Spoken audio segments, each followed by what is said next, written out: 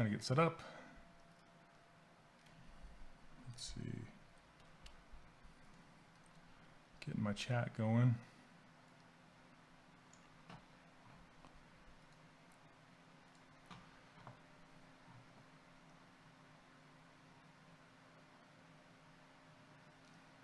One sec.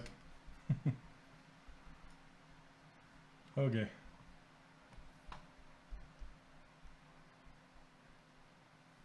All right, I think we're good.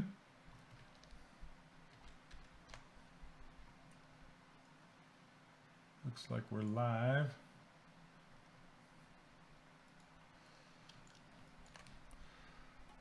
All right, just got to get a drink really fast.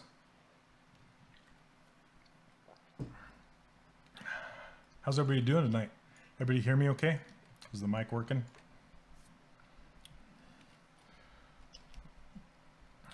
Hey, Chris, how's it going?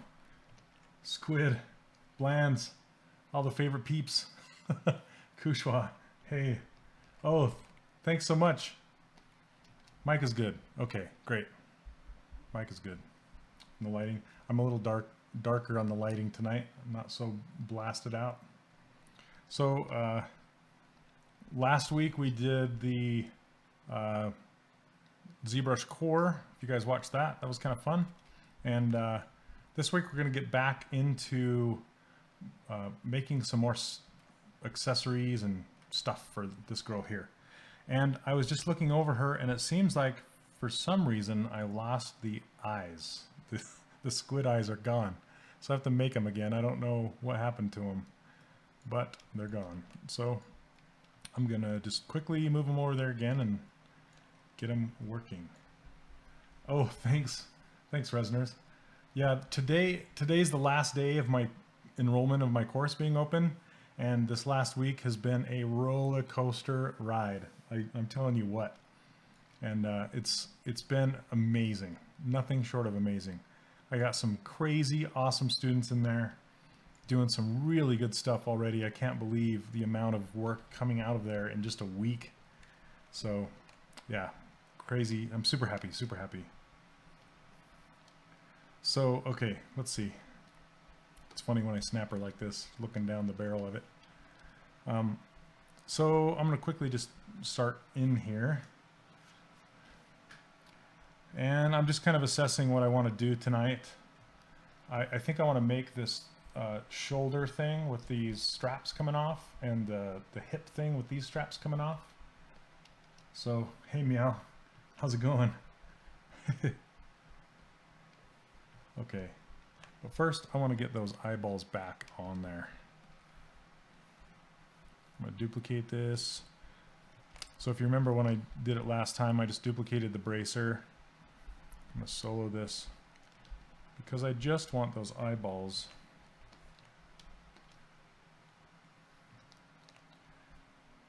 Definitely have to save up for it. Oh, no problem. I will be releasing it again later in the year. I'm not sure when, and I'm not sure if it'll ever be that price again. I don't know. We'll have to see. It may or may not be. Whoops, I want to keep those eyelids. Okay, there we go. Delete hidden. Boom. But yeah, it'd be awesome to have you in there. Okay, I'm going to delete these eyes over here. Whoops.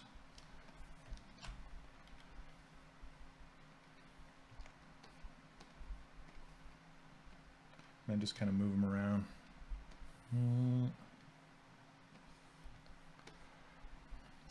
But I'm getting some really good response, so I'm quite, like I said, I'm quite happy with the results people are getting and how they're liking it. And you know, when you make something like that and you spend that long on it, you're like, is this even going to be worth it? Are people going to use it very much? You know, is it going to suck? But yeah, it seems to be going really well. Okay, I'm going to put this down. So this arrow down moves the subtool down in the list. And I want it next to my sword right here. Then I can hide everything and just show the sword. Okay.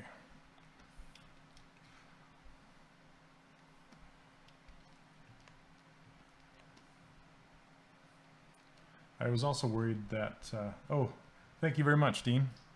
Welcome to the stream. I was also wondering if I'd be getting overwhelmed, you know, with everything happening, but it's going pretty good.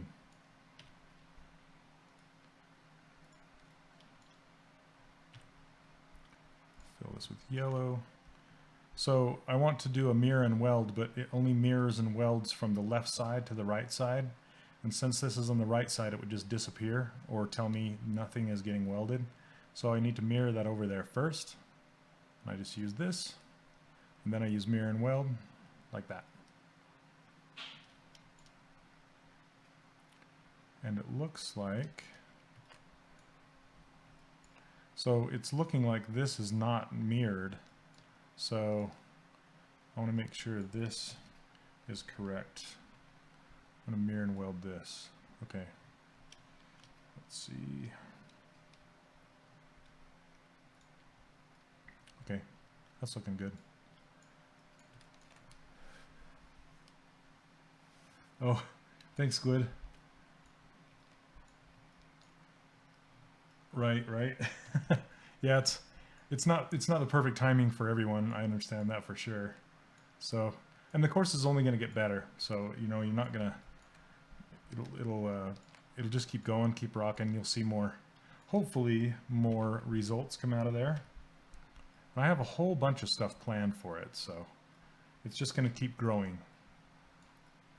Like I have some interviews planned with industry professionals. I have a whole bunch of those lined up, and some student feedback coming in the form of videos. I'm excited about that. Let's see.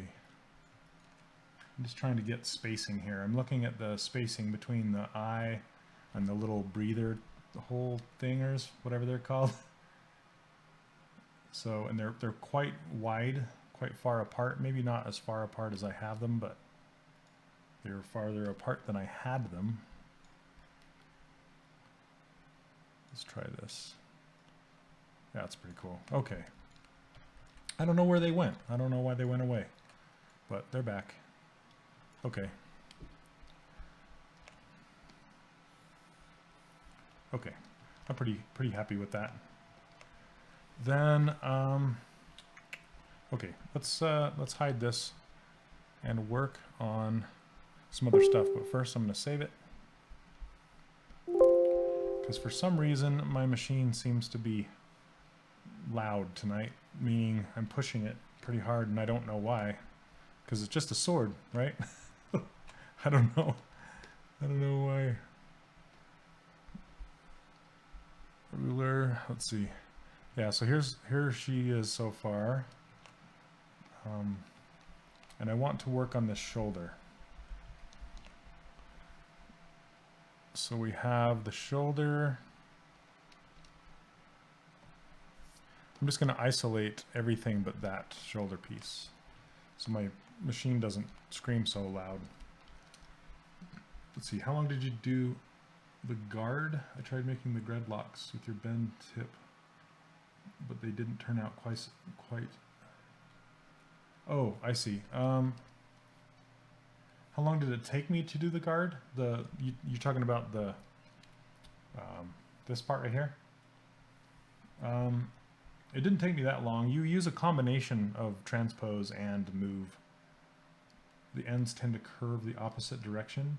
Okay, so let me show you something really fast. The way that works, here, I'm going to append a star. And that puts it at the bottom of the subtool list. There's a star right here. Let me hide that other guy. Okay, so we have a star here, and it's yellow because that's what I used last. Okay, now I'm going to just make a cylinder facing this direction. Sure.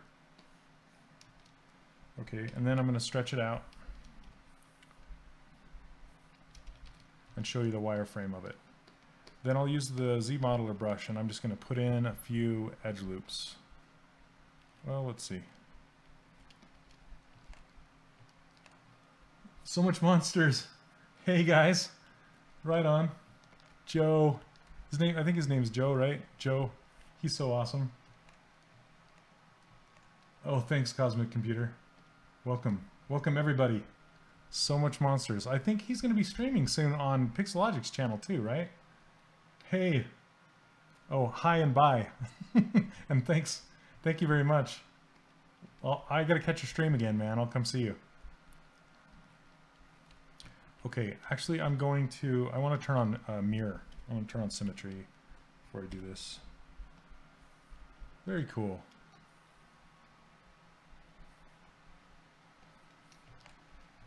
See you, Joe. That guy's awesome. You should check out his streams. He's very entertaining, and he knows what he's doing. So, I want to do several. Under here, you can do multiple edge loops. So you just click, and you can make a bunch of them all at once. Crazy, right? So now,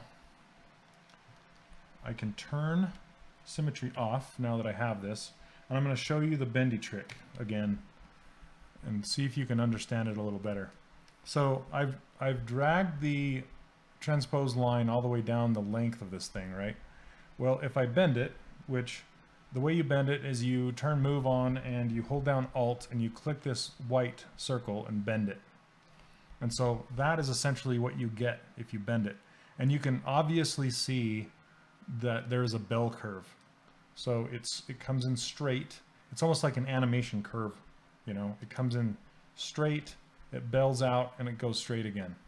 So one way I like to cheat and use it so it doesn't have a bell curve is use it in like this area. See how this area is not a bell curve? So how do you use that? Well, you can do it by stretching the transpose line out more. Okay, because then the bell curve starts here and it ends over here.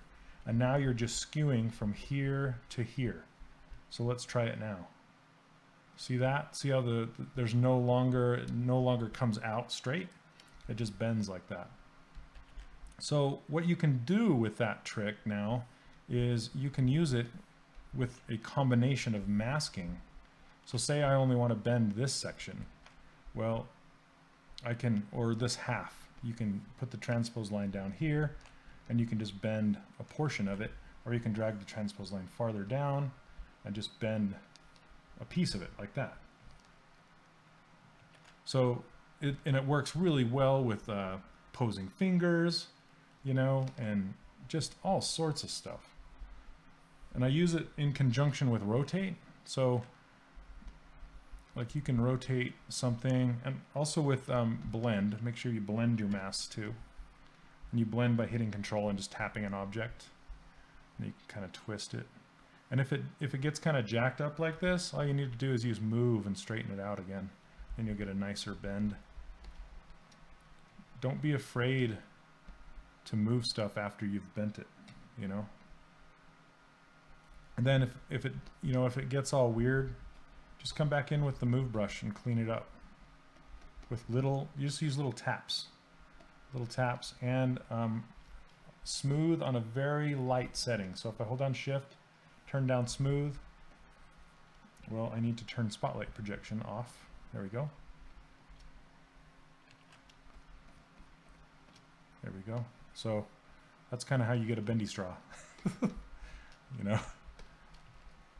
Anyway, it's really, really nice to use the bendy trick.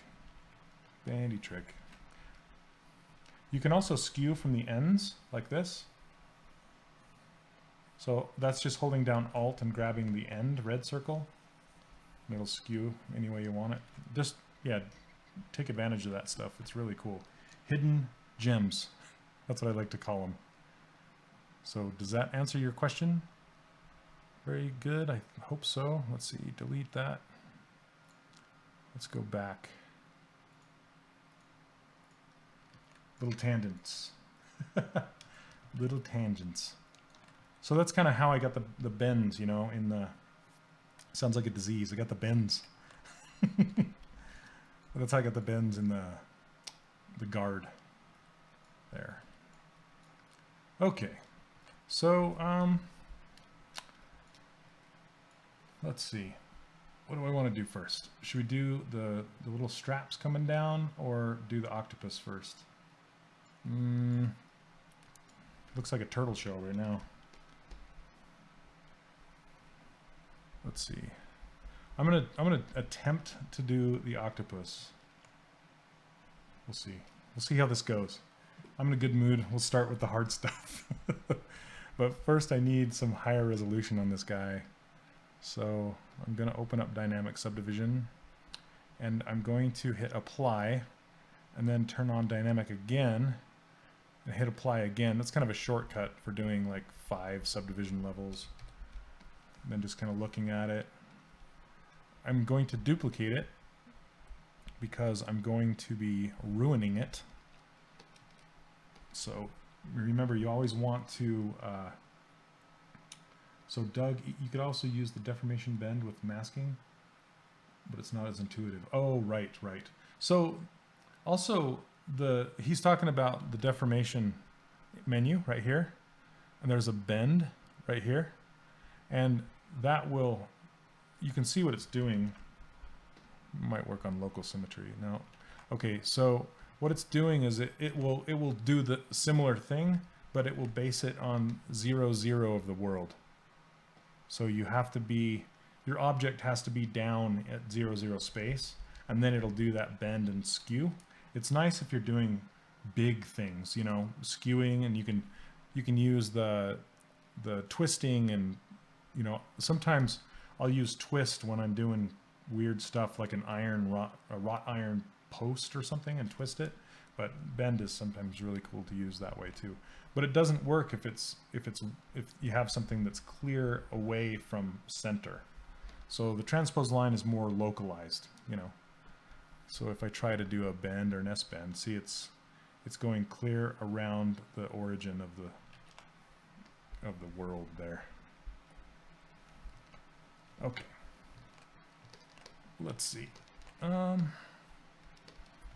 going to get rid of the lower subdivision levels.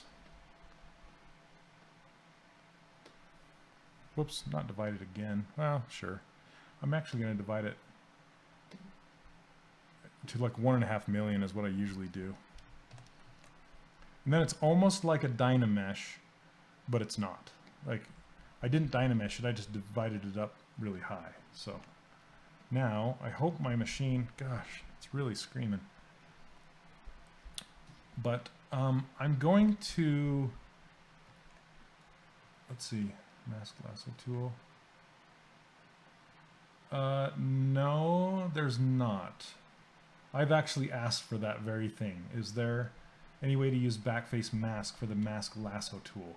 The only thing I've ever been able to do is, for example, I have 2 polygroups on this guy. See, I have, it's hard to see, but I have green on the front and red on the back.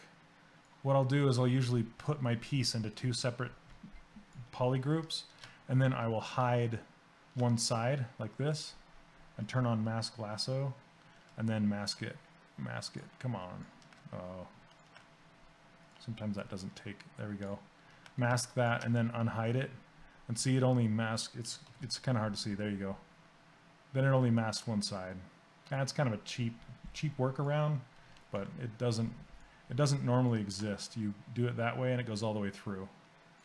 Because essentially backface masking is a mask. So you're doing a mask of a mask. You know, it doesn't really work together very well. Good question though. I've asked them for that. Something like it. Okay.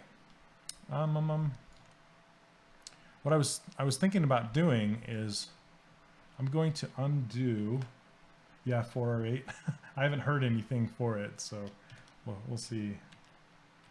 Okay, I'm going to undo this down to a lighter subdivision level, and it is duplicated. what I want to do is I want to take advantage of the center of the world. So, because then I can mirror this, and I can, since the octopus is symmetrical, I only have to draw those tentacles once instead of twice. It won't, and then I'll go back in after the fact, and whoops, gosh dang, holy, I went the wrong way. Okay, I want to go all the way down, delete it, then rotate it in place really low, and then I'll put the octopus back over the top of it when I'm done. Hey Sparky Face, welcome.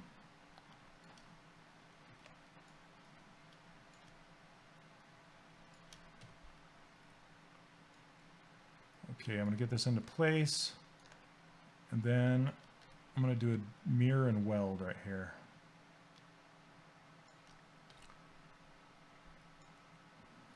There we go.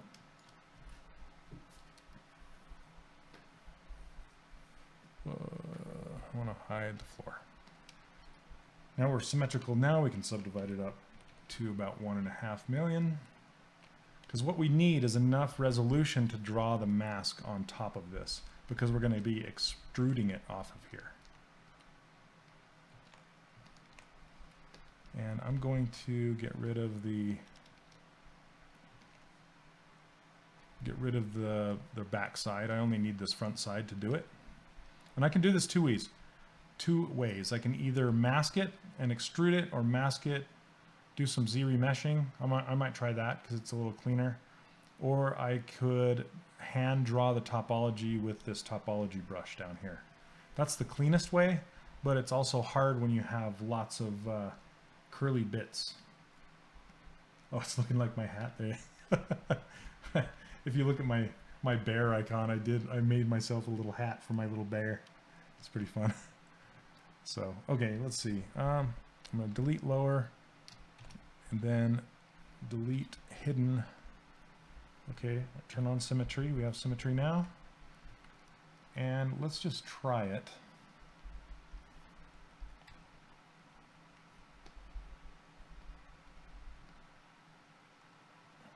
Okay, I'm going to try just drawing this on here. So looks like it has a head like this, maybe long, maybe wider. You can also you can take this into Photoshop if you ever have a more straight on image. You can use what is called, where is it, ZApp link, to push this over to Photoshop, and then you can do all the stuff you want to it in Photoshop and then bring it back, and it will transfer the color and everything back onto it. Then you can do it in color, like a black and white image or something, and then you can mask by intensity, and you can change your color into an actual mask, which is super nice. Hey, what's up? Welcome to the stream.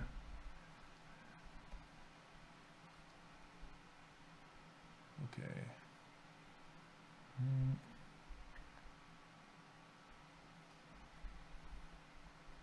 Just going to kind of block these in.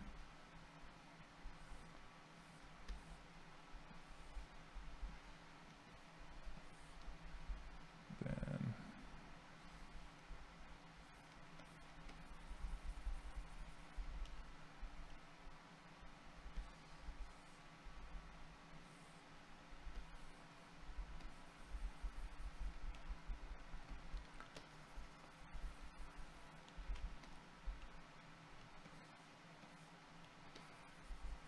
okay. These might need to be wider.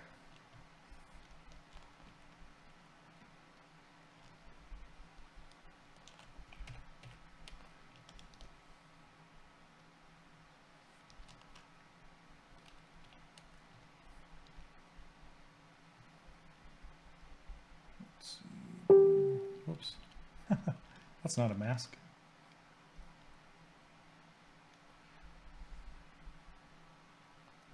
I'm going to try and get some angles in here too, so it's not just perfectly smooth. Singles are more interesting.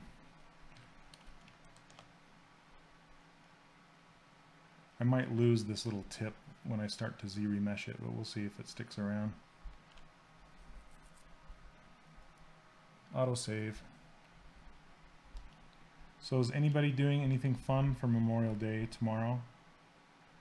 I don't know if they have Memorial Day in other countries, but in the US we have Memorial Day.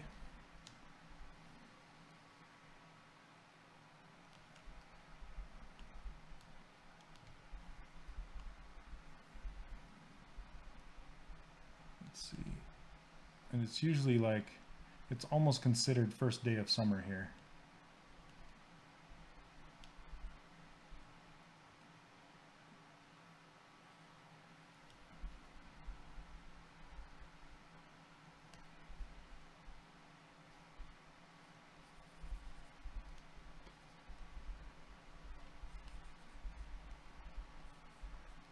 You guys are too quiet today.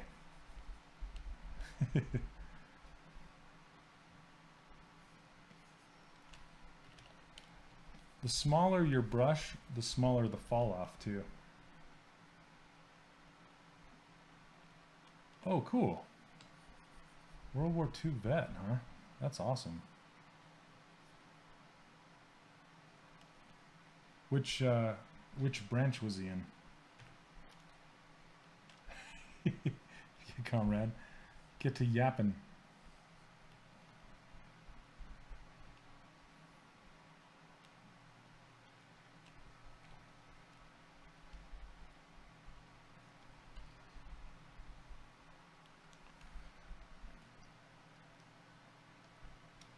Okay, I think I want more mass. See how it covers more area up here? And it's kind of getting a little too thin. So I'm going to make this get larger.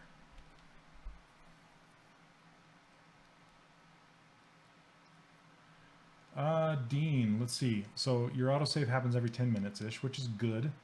And when you have projects over 2 mil, it takes forever to autosave.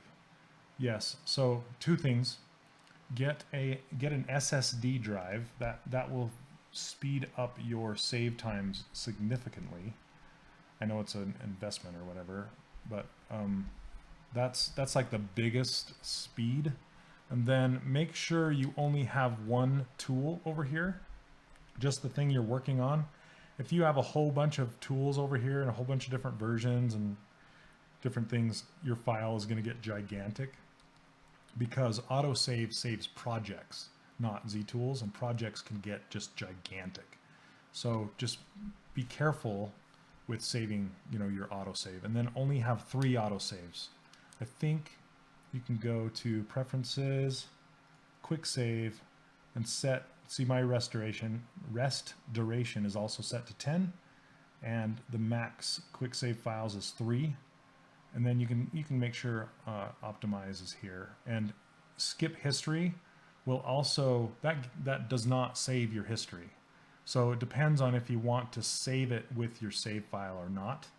And if you do save it, your files will get gigantic. So that's just some things to be aware of there. That's about the only ways I can think of to make it smaller and save quicker. And it could be the size of your machine. So let's see. Oh yeah, they have come down a lot. And they make such a big difference. Oh my goodness, they're really fast. Because I've been doing all this video editing and I've been needing to have it save fast, because video editing, it needs to have an SSD drive to get any work done, or you're just sitting there waiting for it the whole time.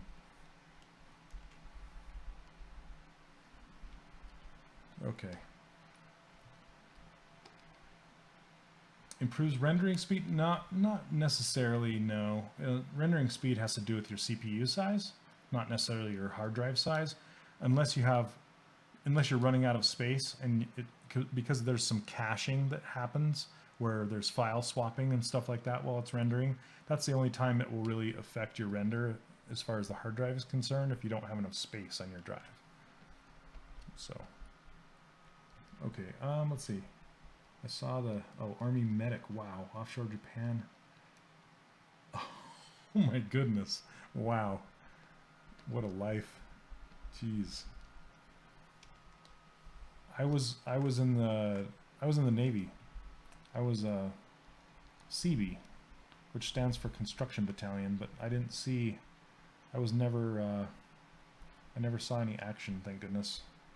That's a good thing.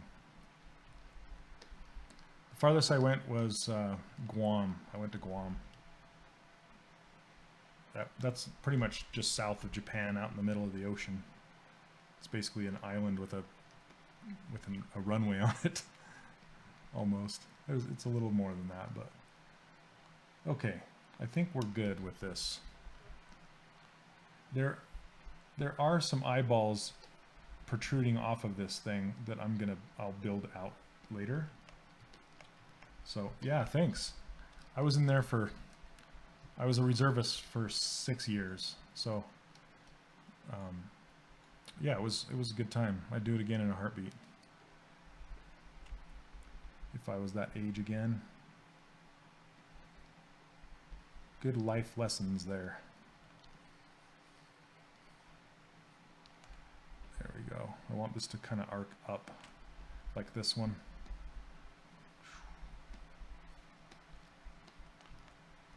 Maybe arc out a little bit. Because I don't want them to be exactly the same, but, you know, in the same tentacle family. Mom, dad, sister, brother.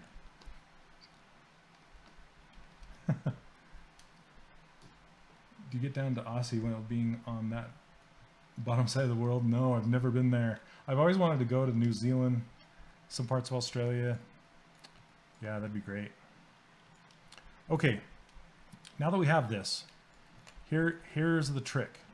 So I keep mentioning Troy and Lana. They stream on here as well, and they do this trick all the time. Where I did this last 2 streams ago, where I would take this and I would extrude it as it is, and I'm going to show you what happens when you do that really quick.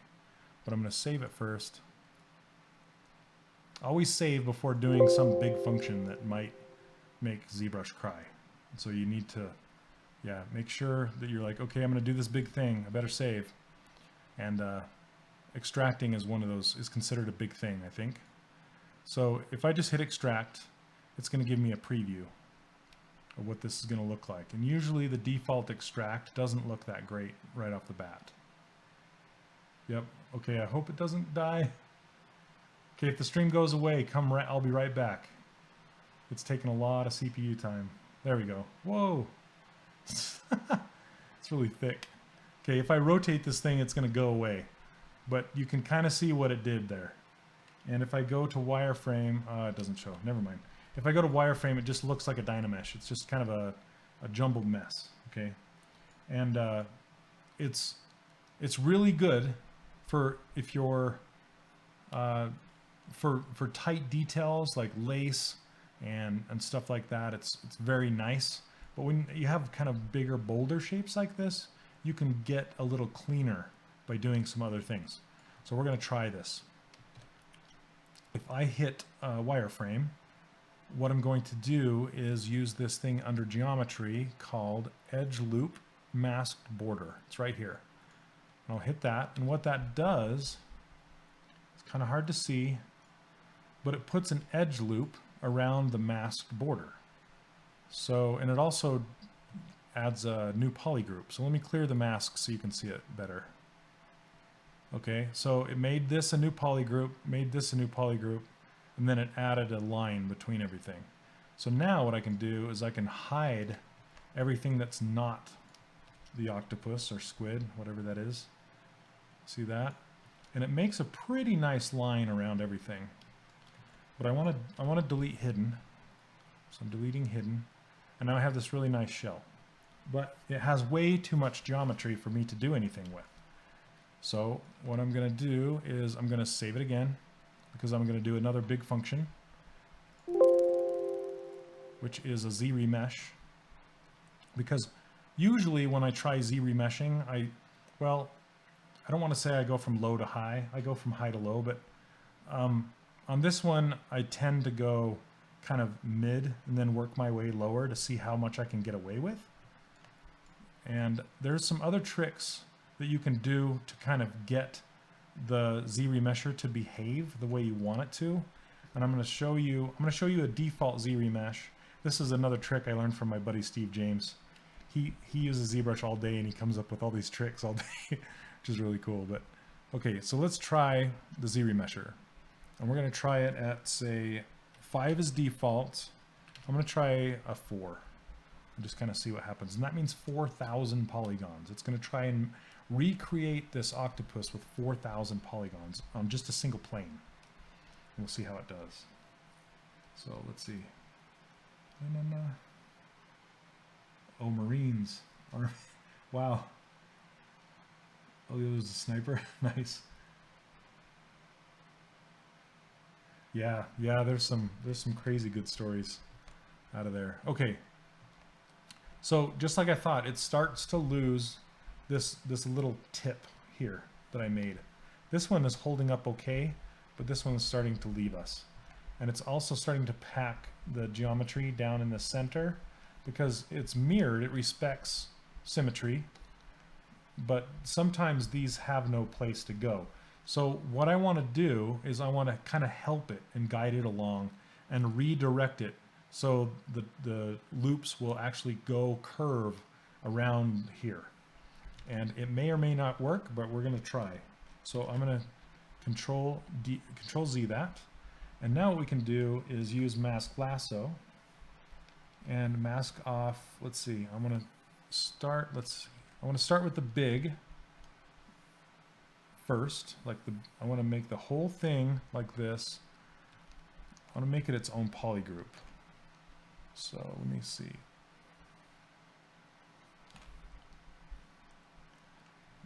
I don't want it to cross in the center, so I'm going to clear that out.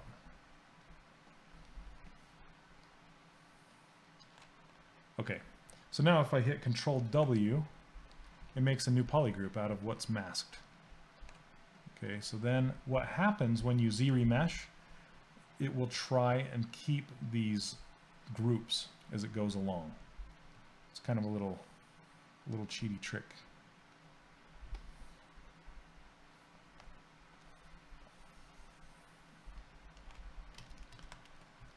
And then I'll go down to the next kind of bend like this and put another polygroup. So see how it kind of bends around the corner, and then do another one and another one. So it kind of goes in a spiral. Whoops. Does that make sense? Like, I guess we'll see it in action here if it actually works or if I'm telling lies again.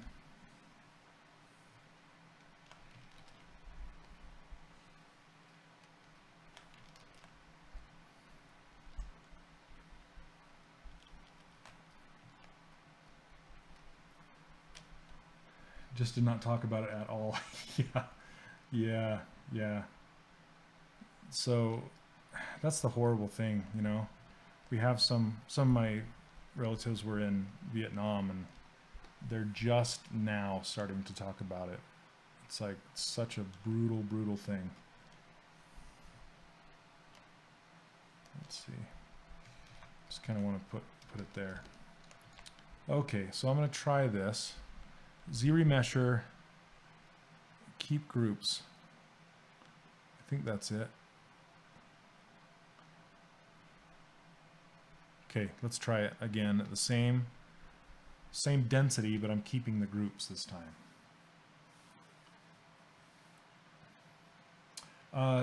You create a polygroup from a masked selection with Control W. So that will make, yeah, Control W. That will make a polygroup out of anything that you have masked. So this sort of worked better and sort of didn't. But see, it kept the end, and it does kind of wrap around here a little bit better. It still has some you know, some areas that's not the greatest, but now we're going to go lower. We're going to see, it's like a game show. How low can you go? So we're going to try it at a 2. Let's see if we can get it lower and still, yeah, see, there it goes. It's gone now. It's gone. So let's do a 3, not a 63, a 3. See if 3 does any better. Still losing this thing. Do we care? Can we deal with it? Probably deal with it. Okay, but that's pretty good. That's pretty low right there. See how all you should really care about at this point is the silhouette and not the geometry, not what the geometry is doing. That's really it just needs to hold an edge. Okay, and then what you can do is just make the whole thing at one polygroup again. You can kind of spread this geometry out a little bit. And then we're just gonna extrude it and add those edges. Yeah, 63,000 polygons. No problem. I'm going to do a panel loop on this guy. So it's already set up to what I want, because in the ruler, just so you guys know, if you use my ruler project, the ruler project is already set up this way. It's set up to have the panel loops be 1 loop because it's default 5, I think, and thickness 0.01, no polish, no bevel. Then I can just come down and hit it, and it just kind of makes it. It's the same as hitting extrude. So let's see. I want to still solo that. But with this one, I kind of want the borders to not be straight up and down. I want them to bevel somewhat. So I'm going to add a bevel on here of about 20, 22-ish. And then I'm going to add a loop or 2. Let's try 2. Let's see what it does. Okay, it's kind of, so you can see it's beveling in,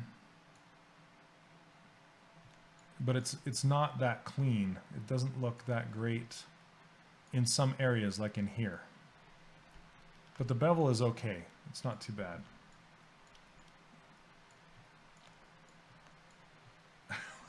Mr. Shizo, are you saying your name is Shane too? Do I use the Alt key when hitting ZRemesher? I don't very often. I know it's there. You know, I know it gives a different algorithm and you can try it. Usually I don't think about it, honestly. I don't go, oh yeah, there's that other thing. So, but I have tried it. It works pretty good. Let's see. I'm looking to pick up ZBrush Core.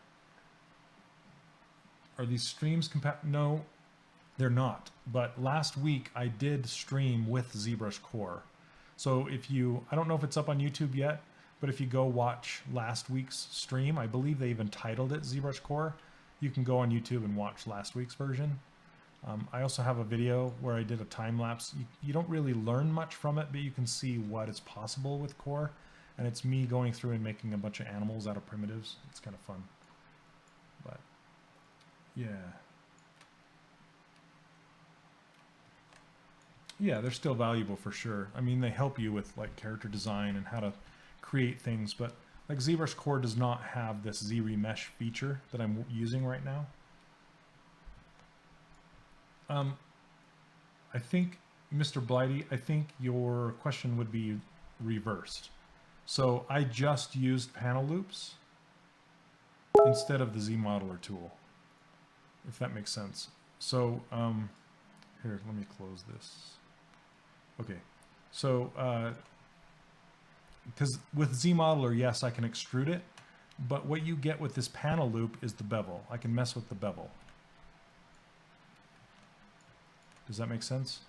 So if I go to, so I have the ZModeler brush right now, and if I hit extrude, you can do bevel too, but where is, was I not on the face? There we go, extrude, polygroup all. So I can use extrude, and it does essentially the same thing, but you don't get the bevel. Does that make sense?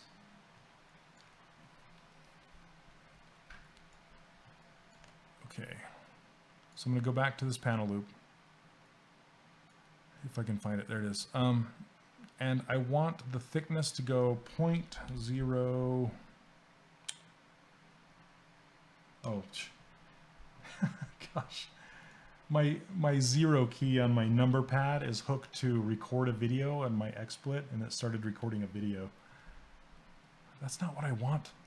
So I'm gonna have to type it in up here. Okay, 0.005 maybe. Okay, there we go. That's a better thickness, and it starts to get the pinching out of the inside here. And I don't necessarily need an extra loop in there unless I add some polish. So let me show you what polish does.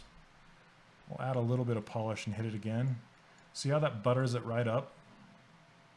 It gets rid of those kind of cool straights and curves that I was using, but it does make it clean.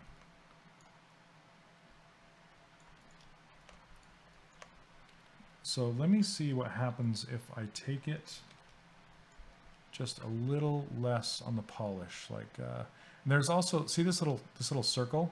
Whenever you see this little circle, that means it'll do it a different way. So I can hit it again. See, now it didn't polish it as much. It used a different algorithm. I think they have like 2 algorithms. I can't even talk tonight, sorry. 2 algorithms per object if it has that little circle. And there's a lot of things that have that little circle. Hey, how's it going, man? To learn how ZBrush works and hope one day to be... That is the best way to do it, honestly. Because all the things that are the same in ZBrush Core, it navigates the same. You have transpose, the tool in there. You actually have the new manipulator gizmo that they've just added that is coming for 4R8, so you can get used to that. And you can... oh, hey, what's up? Welcome to the stream, Regen. Let's see. And it has the primitive tools. You can use Z-Remesh, or not Z-Remesher, Z-Spheres with it. And it has these cool mannequins that you can use. Yeah, that new manipulator gizmo is sweet. It's really fun. It's fun to use. I don't know how much I personally will use it because the transpose tool is like part of my life. I might get it tattooed on my arm right here. I'm kidding, but that's how much I use that stupid thing, and I love it. So, okay, I'm pretty happy with how this looks right now. I'm going to show you one more thing though, and that is since we're in here and we're kind of talking about the panel loops, there is a profile, and that's what this bevel profile is. See how it's on a slant right here? That is basically telling me, if you look at it from the side, turn this object shadow down. Let's look at it from right here. So can you see? Let's see.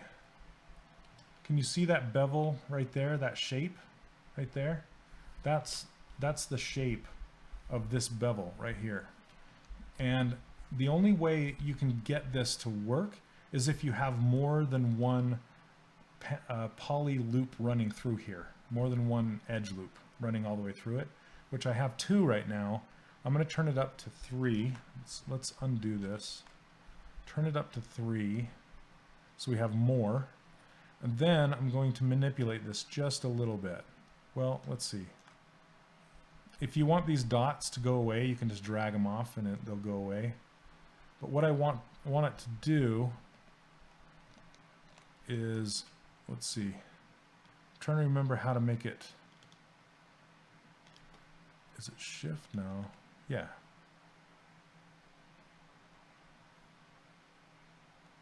There we go. No. Gosh dang it. Come on, you little bevel.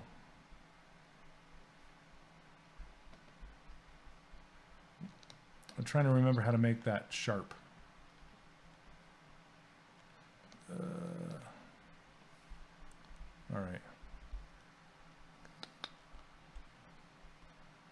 a second. Focal shift. I can't remember. Do you guys know how to make it, how to make the point sharp? Somebody in here's got to know. I forget. I can't remember. Anyway, I'm going to do it like this. And then I'm going to pull this back down a little bit. We'll see what happens. Panel loop. There we go. It's kind of doing it. See how the belly is kind of sticking out a little farther?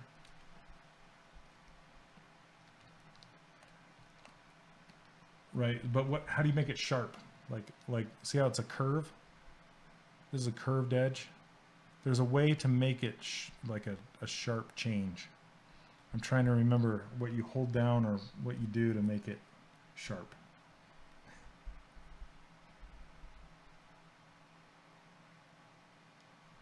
Off the side.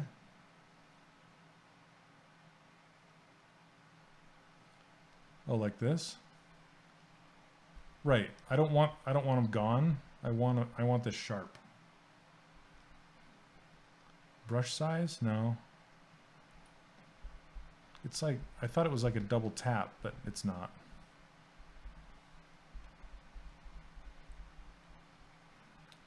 Anyway, I can't remember. I'll have to look it up and see. There's a way to make it like an animation curve. You know how you can make it linear? Just like boom, boom. There's a way to do it. I can't remember. But, whoops. Panel loops. Okay.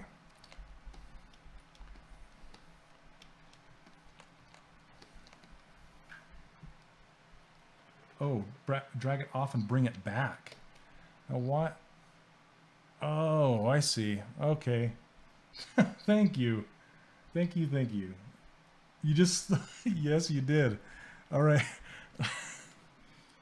Oh, ZBrush. Okay. Thank you very much, by the way. That's awesome. Okay, kids. This is how you do it. You drag it off and bring it back on. And then it goes. So that's what you're trying to tell me before. Sorry about that. I didn't quite understand what you're saying. Sorry. Okay, so drag it off, curve, drag it off, sharp. Okay, I apologize that I didn't understand. Okay, but because because it's so obvious what you should do. Okay, here we go. Well, it needs to be more, apparently. There we go. Yeah, that's kind of what I was trying for, is a straight and then a bevel like that. That's pretty cool. Okay, but before I add that, I want to fix this one a little bit to be similar, closer to this one, as far as shape and size and whatnot.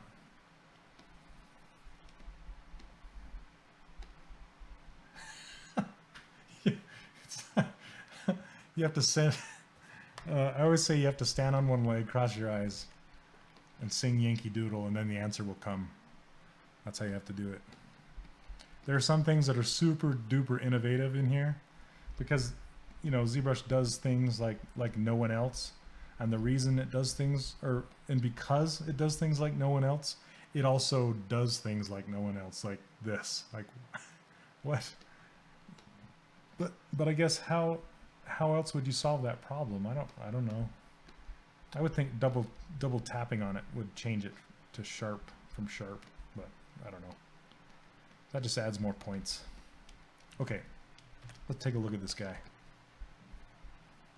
So it looks like it auto creased. No, because it's not divided. Okay.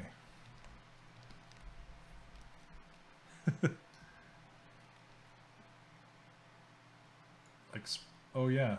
Oh, Sparky Face 5, is he doing streams too? He, she? That's cool. Core streaming. There we go. That doesn't look so bad, right? Not too bad. Nice and clean. With the bevels. Yeah. Oh, I just got done planting some flowers, so my back's in knots. So now I'm sitting here trying to work it out. Okay, so let's get this guy into place. We're taking too long.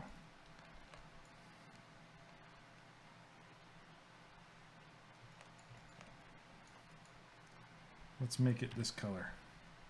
Yeah. Then let's turn off symmetry.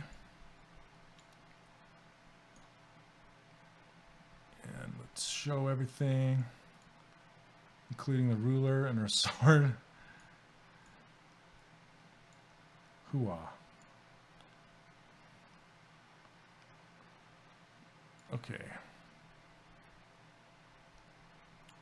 Then I still have it selected, and I know it's in the center, so I'm going to drag it over here. There it is.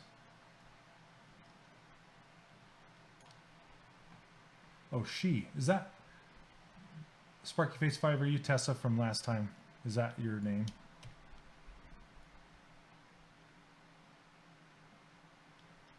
Hey, Ari, how's it going? Yes, so Pixelogic records it and puts it up on the Pixelogic's website, or not website, YouTube channel. They'll go through and they'll edit it and make sure I didn't say any bad words or whatever. I don't know. I think the bad words are like competing software, and then they'll edit out stuff and put it up on their YouTube channel.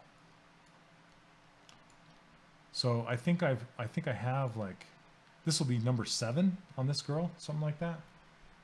Tessa, okay, cool. I'm trying to remember everyone. I don't have a good memory. I have a visual memory. So if I see you or see something that you've done, that's how I can remember who you are.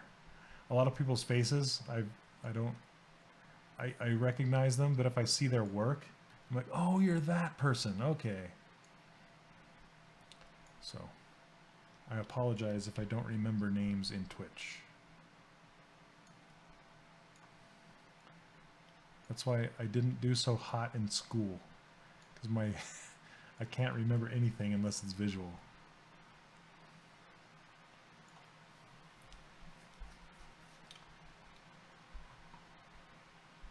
Oh yes.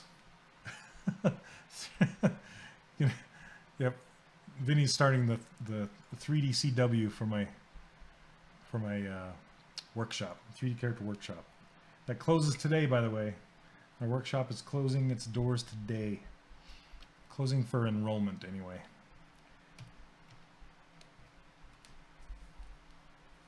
A ZBrush course stream on June 19th at 9. That is true. That is true. I'm changing up. I want to ask you guys, what do you think about that? I was thinking about changing my times up to stream in the mornings, well, mornings here, so more people in other countries could watch. Because I get a lot of people wishing that they could watch when they're in other countries. So I don't know if that schedule is crazy for you guys. I might go back and forth. I don't know. And I'm trying to align this up. That's one thing that's bad about going symmetrical and then bringing it back, is it, you know, it's like, where was it?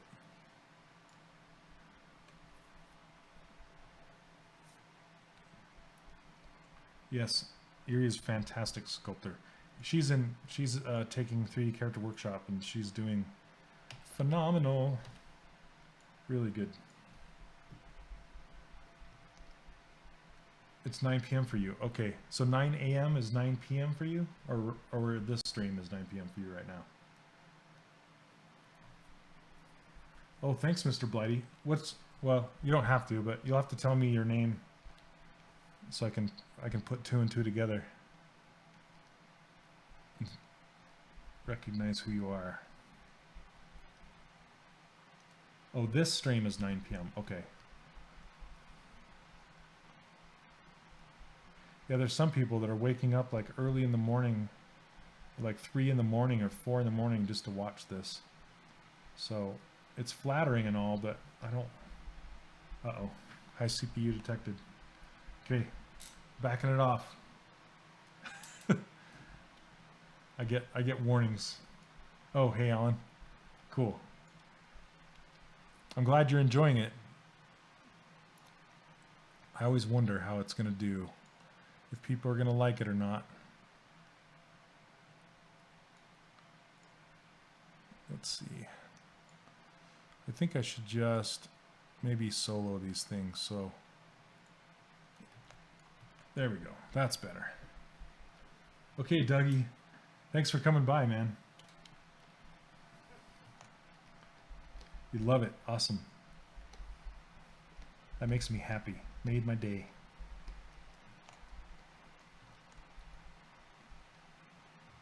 Morning's a good idea because it's 5. Oh, so yeah. So Furakiri.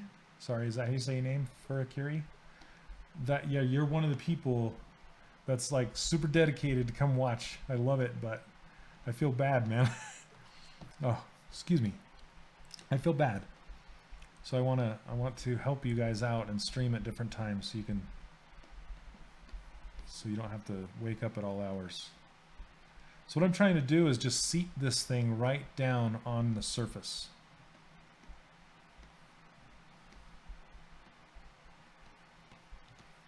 I'm just kind of peeking underneath the edge, and I'm pushing it down too far and then pulling it back.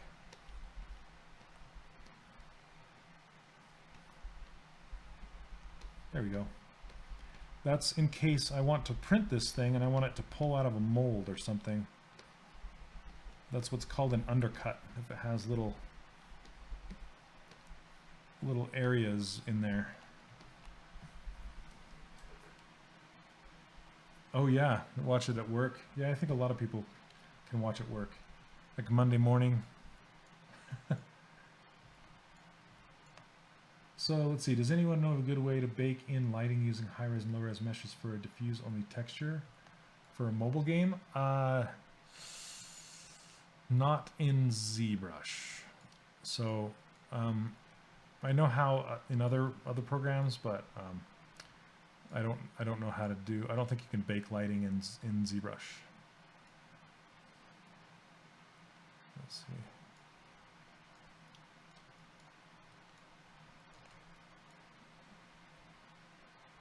But notice that they're inversed when I use the cloth brush.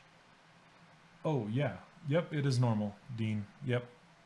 And if you don't like the brush that way, it's really easy to switch it. So the default is reverse. All you have to do is, so if I go to this cloth brush, you'll see how it says Z subtract right here. Just change this to Z add, go to brush, and go save as, and then save right over top of that brush in where it's saved. And then it will be the reverse of that. Then you'll be used to it all the time. So it's up to you, whatever you like. Let's see. Yeah, I don't want to really get into other programs right now. Since this is Pixelogic's channel, I'm just going to try and focus on ZBrush. But you can talk about it amongst yourselves if you want. Okay. I'm trying to be good. Kyle will like me because I'm trying to be good. Duplicate. I don't want to duplicate that. I want to duplicate the bracers because they have the eyeballs. Then hide the other ones. There we go. Delete hidden. Then I only want one pair of eyes. So I'll turn off symmetry, hide these guys. Whoa. Delete hidden. We all want Kyle to like. Everybody wants Kyle to like them. Everybody.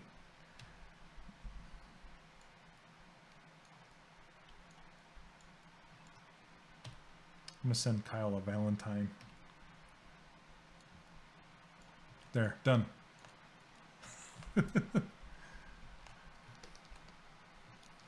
Actually looks kind of funny.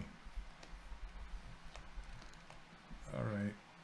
They're not protruding off the surface too much, but I kind of like that they do. So let's shrink them. because I want them to fill in this space right here. And I'm just looking at one of them for now. Putting it down. That might be too wide. Put it right here. Okay, and then mask this one off. And move its brother over here. I'm just rotating it. If you move the camera up in space, like tilt it like this, you can rotate it from that direction. And then sink it in. This is another thing you want to do is, if you have something round like that, you'll want to sink it into the geometry past the apex of the curve. So once again, you don't get undercuts. So see how this curve is starting to go backwards? The apex is about right here and right here. So I need to bury it just a little more. And then rotate it out just a little bit.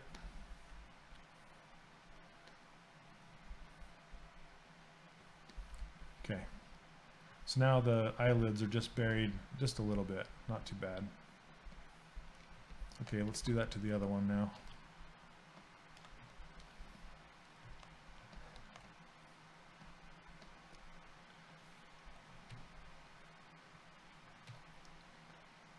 So are there many of you in here that are in my course right now? I know of what, three so far? Oh, high CPU detected. Hold on. It's like I want to throw my hands up. It's okay, what did I do? Okay. Let me know if it gets chuggy. Oh, awesome. Oh, right. Yeah. Very cool. Well, if you have any questions about, without, disrupting the channel too much, feel free to shoot away.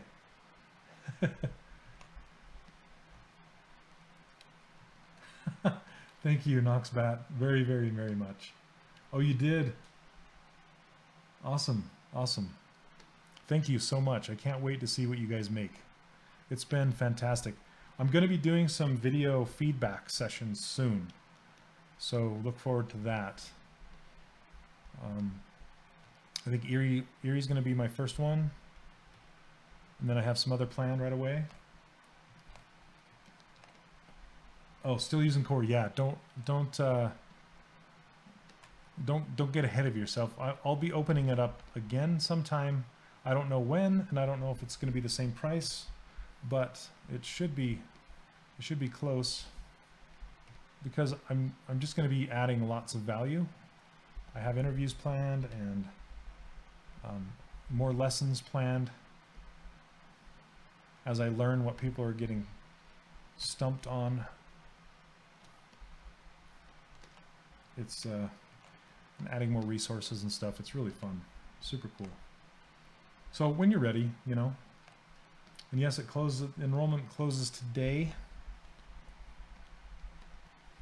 So if you want to, I suggest hopping in there tonight, or because it closes at midnight Pacific time.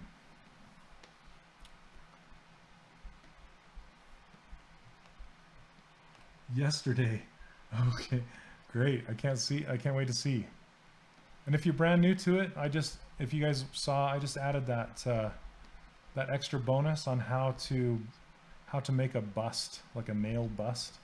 So if you guys remember, I don't know if any of you saw, but I used to do tutorials for digital tutors a long time ago, and I did a bust of a golfer.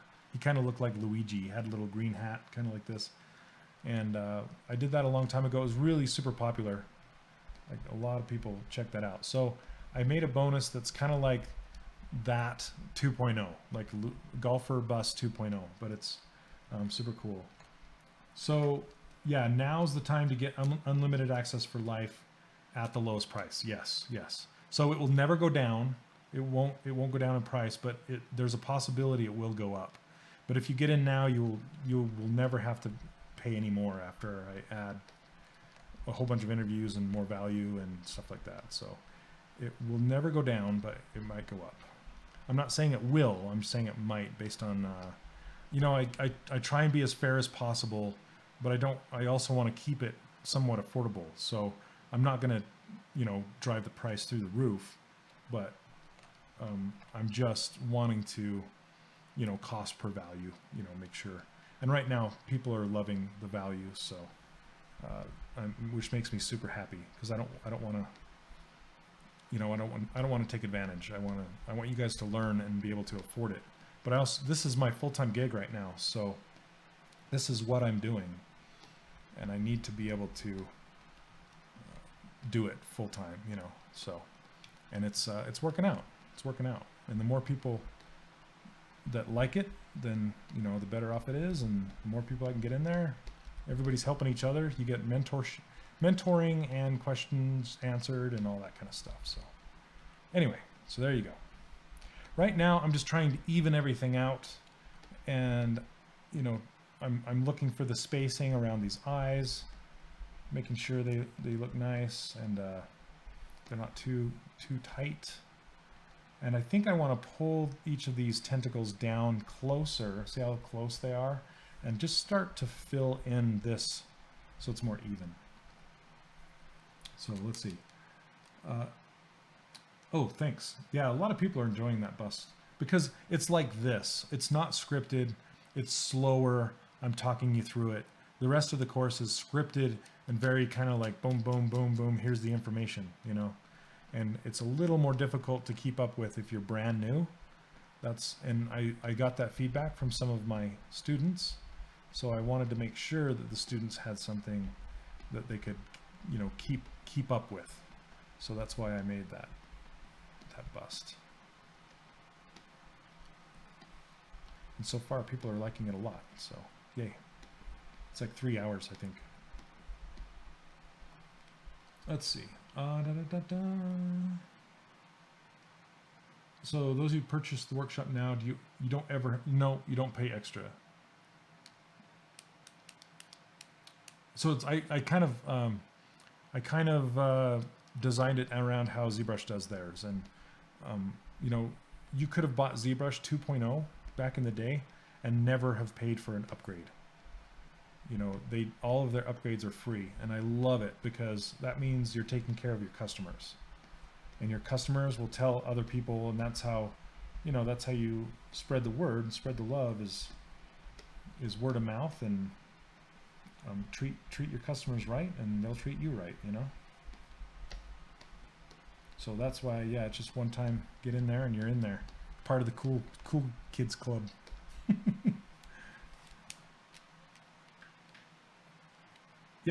Yep, you're good to go.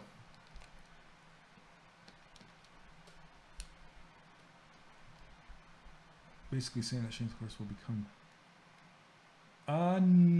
No, it will not be like Animation Mentor.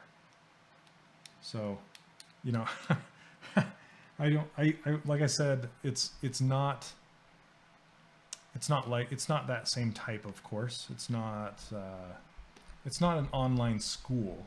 It's still a course, but it's not a tutorial like a Gumroad tutorial. It's a course. So it's not replacing college, but it does take you from start to finish. So, and you don't just do one character. You can keep doing as many characters as you want, and keep getting feedback and keep getting better. And it'll take you all the way through to doing, you know, to pushing it up to ArtStation and showing you how to do a game character with it, and possibly get some work. So yeah, that's what it's all about, helping each other. Keep with the dad jokes. Right on. Thank you so much, Emily. We'll see you later. Emily's one of the ones that's in my class, and she did one of the first ones. So if you're in the Facebook group and you scroll all the way down to the bottom, you'll see her work and my buddy Matthew Armstrong's work in there. They were some of my beta testers, and they did an awesome job.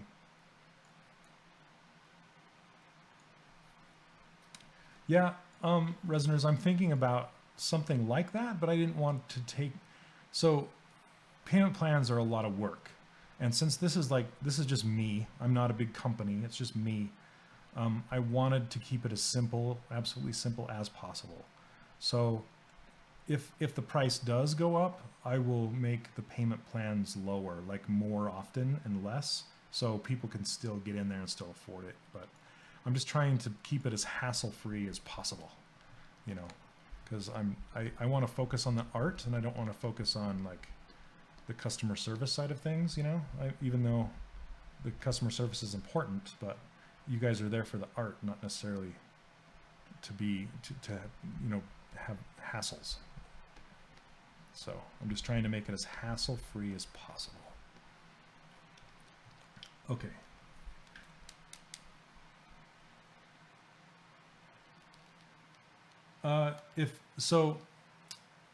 NLT, what I suggest, if you are serious about it, like if you're all in, then I would say yes.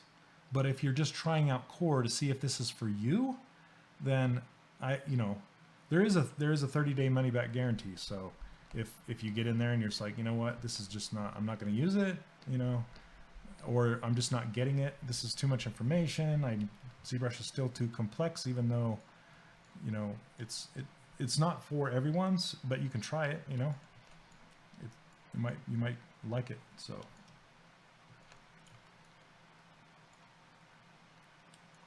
yeah, I appreciate it. So I don't know, here, do you guys have a link? I'll give you a link to the enrollment page if you guys don't have it. Unless somebody could. Does anybody have that enrollment page? I don't have the link to it. I'd have to hop out for a minute.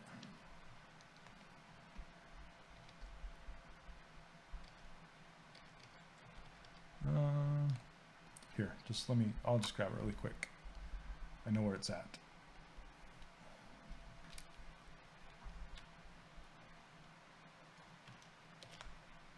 Oh, thank you. Thank you. Okay, you got it. You beat me to it. There you go. Anyway, yep, tonight's the night. So, and I don't know when.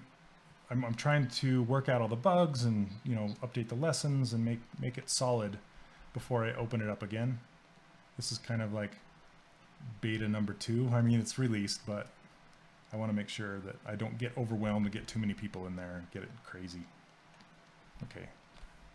I like what this eyelid is doing, and I don't like what this eyelid is doing. So I'm going to pull that out just a little bit. Whoops. Or I guess I can push this in, but no. Let me grab the eye. Okay. Let's get back to ZBrush brushing. There we go. Okay, let's make those straps. And I was talking about this to some of the folks in my course today about how to make new items when you don't have something to draw it on. So see these straps right here? So there's several ways you can make straps like that. Dean, yes, I mean, you will always need, not always, if you work in the toy industry, you can just use ZBrush. That's one area. Or if you're just making illustrations, you can just use ZBrush. If you're working in games, you have to complement ZBrush with other things, or film, television, things like that. But if it's going to an image, you can just use ZBrush. If it's going to print, like for a toy, you can just use ZBrush. So I hope that answers your question. Okay, Mr. Bitey. Oh, that's a great question. Okay, what is the advantage of dynamic subdivisions? And I do cover that in the ZBrush fundamentals under meshes. Okay, I'm not going to talk about my course for a while. I gotta do some ZBrush stuff, but it's covered in there. But I'm gonna show you. Let's. I'll show you after I make a strap. Okay, and if I don't, remind me, and I'll do it. Okay, so what I want to do is I want to have some geometry down here that I can draw a single strap or several straps on top of. Okay, so I just need to somehow get some geometry down here in order to draw it on the top. It's kind of like, oh, let's see. Have you guys ever done paper mache where you have these long strips of newspaper and you dip it in glue, and then sometimes you wrap it around a balloon, and then you can pop that balloon later and the paper mache will hold its shape. So that's kind of a way you can think about, we need to make the balloon that's a temporary shape that we can draw the topology on top of. Does that make sense? So let's do an insert sphere. But to use the insert brush, we need to have geometry that does not have any subdivision levels, which this one does not. This has dynamic subdivisions on it, which dynamic subdivisions is just a preview of what your subdivision levels will look like after you apply them. That's why it says apply right here. And if you do hit apply, it's going to put them up here. So now it has real subdivision levels, but I don't want them, so I'm going to hit Control D. And you know what? I might eventually move this dynamic over here in my user interface. So all of these, all of you guys that use my user interface, I'm going to show you how to do that really quick right now. So I'm going to do it. So if you go to Preferences, go to Config, go to Enable Customize, and you hold down Control plus Alt, you can drag any button on your interface to anywhere. See this button? And I'm going to pop it right down here and let go. That now I know if an object has dynamic subdivision on it or not. Then all I have to do is turn off Enable Customize and save my user interface. Well, sorry, I can save it later, but right now I just need to say Store Config.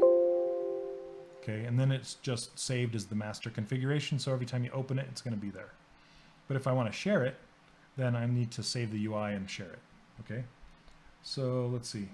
Could one find a job in the game industry as a modeler with just not? Yeah, I answered that question, right? So the answer to in the game industry would probably be no. It'd be hard to find a job with just ZBrush, unless they outsource all of the game model making elsewhere. So were you wondering, all your modeling pipeline in ZBrush applies equally for game and feature film quality, or only for games? Mostly for games. So it does cover television and film lightly, but the polygon counts in the end, and the way I do hair and stuff like that is not typically meant for film or television, because they do like realistic hair and stuff like that, and realistic textures on the surface of the objects. I'm only doing stylized textures and stylized chunky hair like this one. So I don't cover, those are the differences. Other than that, like character design, modeling, high resolution modeling, all of that stuff transfers all over the place. So can you rig the model in ZBrush? You can, but it's not like a typical rig. You can play with it. It's called Z mesh or Z sphere rigging, but you can't animate it, and you can't really use it outside of ZBrush in an animation program to be used for a game. It's kind of just internal in ZBrush. So I would put no in parentheses. So if that makes sense. Okay, so let's get to it. That's how you customize your user interface, by the way. That's how I put all these buttons in here everywhere. Except for the brushes, you have to drag those out from the brush menu right here. Then you drag those over, and that's how that works. Okay, so I want to get some geometry underneath here. So what I'm going to do is I'm going to make an insert sphere. So I'm going to go to this IMM brush and grab the highest sphere and then draw it on the surface so it looks like a bozo nose. But I'm going to draw it really big, because all I care about is that surface curvature. Then I'm going to put it down here, because that's where the straps are going to be. Because I kind of want the straps to arc around along with that kind of pauldron thing, whatever you want to call it.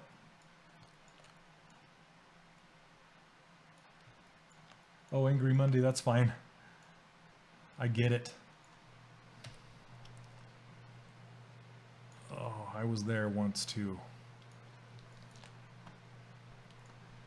Okay, let's see.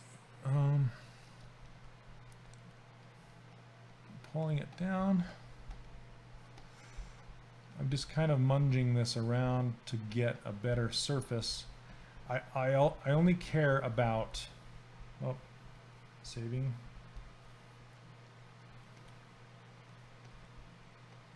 Okay, I only really care about this section right here, because that's where I'm going to be drawing these things out on. Okay, so I'm not really paying attention to the entire sphere. I'm just paying attention to the surface. So this is my balloon that I'm going to work with, but I'm going to put it in a different subtool. So I'm going to hide that octopus that I drew the sphere on top of, and then I'm going to hit split hidden, and that's going to put the sphere into its own subtool right here. Okay, now I'm going to draw these on here. And since they're so simple and so light, like these straps, that what I normally would do for something complex is I would make one of them and then I would duplicate it, you know, however many times I need to duplicate it. But for these, since they're so simple, I'm just going to create them all at one time, because I want them kind of varying lengths, varying widths, and I want them to all arc together. If I was to duplicate one, I'd have to kind of move it around and lengthen it, and it's kind of like when you're doing fingers. You know, fingers I'll duplicate and move around, but they're a little harder to manipulate. Okay, I'm going to grab my topology brush and just start drawing topology on here, but I'm going to actually add subdivision levels, because I want the topology brush kind of sticks to the surface of an object. You can't have subdivision levels, so I need to delete lower because I actually applied them. So it made 3 subdivision levels. Now I want to put them on here. So I'm just kind of drawing them out, and you can go past how long you want them to actually be. It's kind of like when you're doing like pencil strokes, sometimes you go past like the elbow because you're looking for that arc. You're not really looking for precision in as far as the line stopping. Okay. So yeah, Dylan's class. Let me talk about Dylan's class really fast. So Dylan he works at Disney Feature, and he is who I strive to be. I love his work. His stuff is absolutely phenomenal. And his stuff, he focuses a lot more on actual design and less on how to do it inside of ZBrush. He does cover it, but he covers it quickly. So I was just talking to Erie today about I would do, so if this was a college course, mine would be like ZBrush 101 and his would be ZBrush Advanced. Does that make sense? So if you are a beginner, an absolute beginner, and you haven't done ZBrush much, I would consider taking my class. But if you're a you know, more experienced and you know what you're doing and you've worked with ZBrush a lot and you want to take your skills to the next level, I would suggest Dylan's class in a heartbeat. So I hope that helps you decide.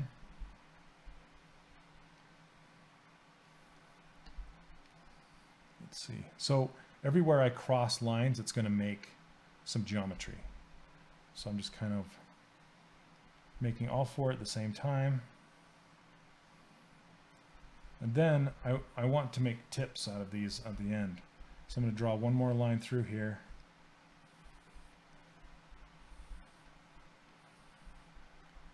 Then kind of make tips.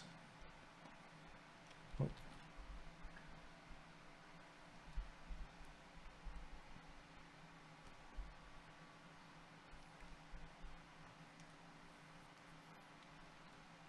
You're still on the wait list. Yeah. So that's another thing with Dylan's class. is his is not lifetime. His is an intense 8-week class. I think it's 8 weeks. So you have to have some time to spend in order to make it happen. So it's kind of a different approach. But what you get out of it is well worth it. Well worth it. As long as you put into it, you know. So Dylan's class is at Mold3D, and then my class is at 3dcharacterworkshop.com. I think somebody just put a link. You could put another link again. Okay, now that I have these 4, I'm going to build them, and then I'll move them around, because the points aren't pointy enough. You'll see what I do with them after I get them. And I'm going to click to add the thickness. And it adds thickness based on your brush size, like so. Also, I want to say one more thing about Dylan's class. Dylan gives you lots of mentoring every single week to every single person. And with my class, it's lifetime with light mentoring. So you'll get light mentoring in the Facebook group and through video feedback sessions, but it's not every student every Friday. It's kind of more as you need it, as you need help. So I hope that makes sense. It's kind of a new approach in this field. No, I don't know of any of another course in this field that's doing that, but there's courses in other fields that are a whole bunch of them that are doing it, and it works out really well. And it's a big community. Like with the Facebook group, the community is really nice because you can bounce questions off of each other and myself. So it's pretty cool. Okay. So I auto group these guys because I want to start manipulating them one by one with the transpose tool and getting them closer together and kind of putting them into place.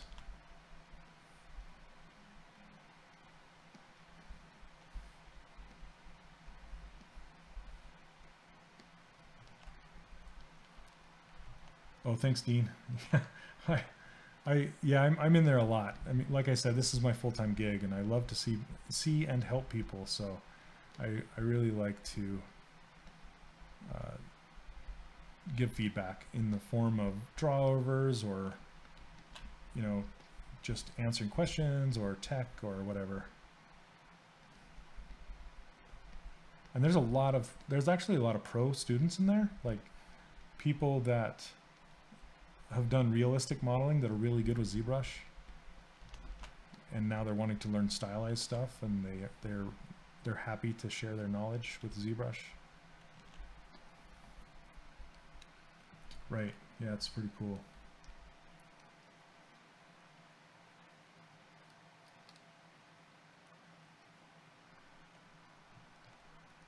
Oh yeah, yeah. See, that's the thing with if you're skilled enough. Dylan said he spends most of his time. Well, I shouldn't say it. Anyway, he spends a lot of time like talking people out of taking his class that aren't up to the level that he needs them to be. So I'm going to do Dylan a favor and tell you guys that your skill level needs to be pretty high if you want to get the full value of his course. Not pretty high. It needs to be not a beginner, Like if you've never used ZBrush before, that's not the class you want to be taking. But man, his feedback on anatomy and posing and appeal and all that kind of stuff, I don't know if there's any better. I just really like his approach. So I plan on taking it eventually myself.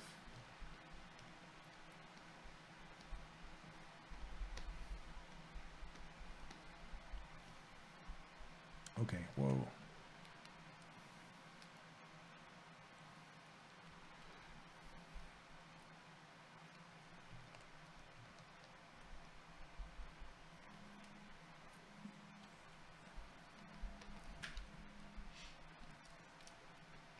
Okay.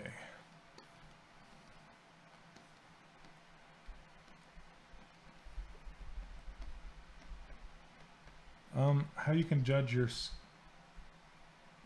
Yeah, yeah. If Dylan lets you take your course. So how to judge your skill level as a ZBrush artist? That's kind of a tricky question, but I guess if you can get work as a ZBrush artist, then you're pretty good. Get, you know, professional work. Or if another way to judge your level is to put your work up on ArtStation and see if it trends and see if it sticks. See if you get staff pick and stuff like that. That's a good way.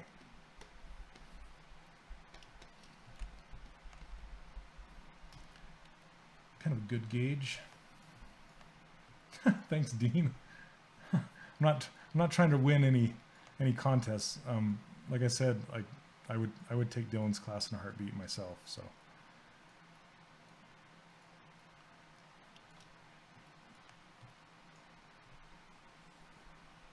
Right.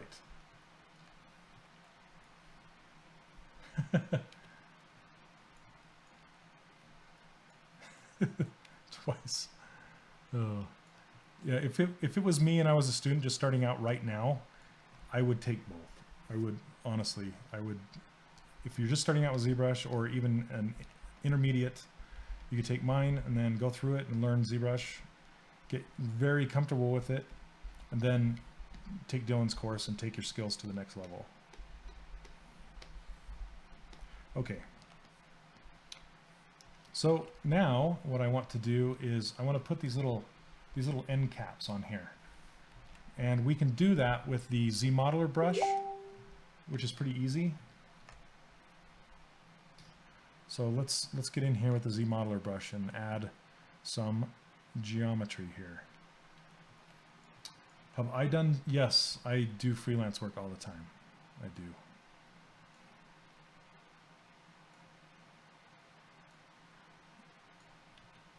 I have some right now that I should be doing. Okay, I'm going to go single edge loop.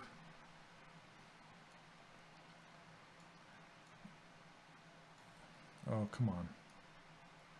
There we go. Sometimes insert loop doesn't work on a certain edge, so you have to pick another edge to try it. Or if your brush is too big, it's confused about which edge you want to put it on. There we go.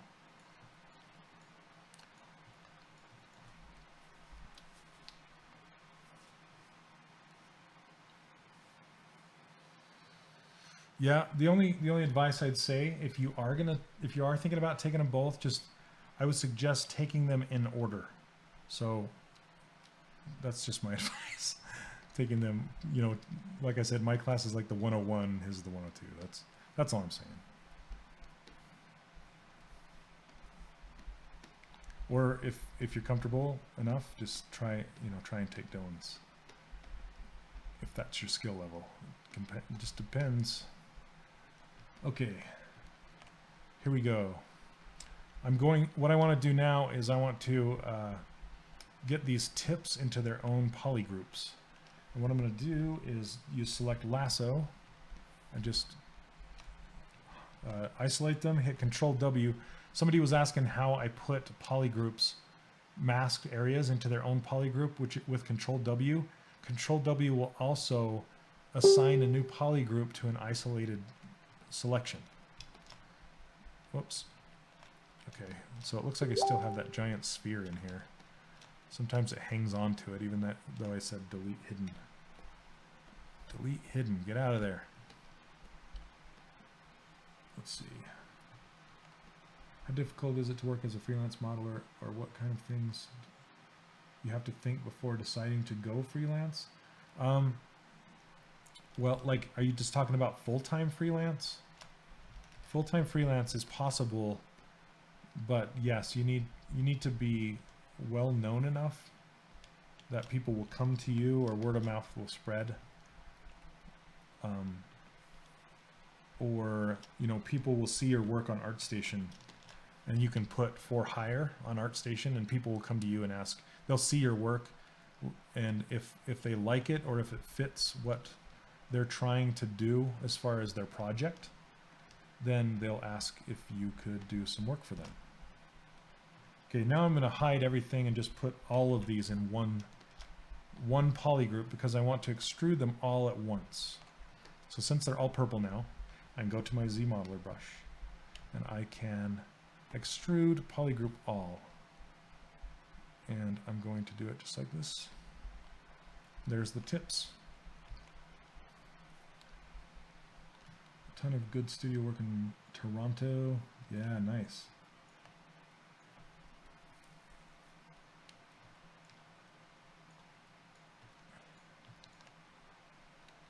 Okay, now, since everything has a crease on it, except for the interior of this edge, but you'll notice when I did an extrude, it gave me a brand new polygroup in there. So what I can do is I can use this new polygroup. Actually, I want to re-crease this because I want the crease levels to be on level 3. And I'll show you that really quick. So in order to do that, I can hit groups by normal, and that will give me all new polygroups on everything, and it will give me a new polygroup every time it passes a certain angle. And that certain angle is set, whoops, right here, this max angle, so it's set to 45. So anything past a 45 degree, it's going to add a new polygroup. Then I can use those polygroups to crease, but first I want to uncrease all, so it gets rid of all the creases, and then set my crease level to 3, and then hit crease polygroups. And that puts crease around everything between the polygroups.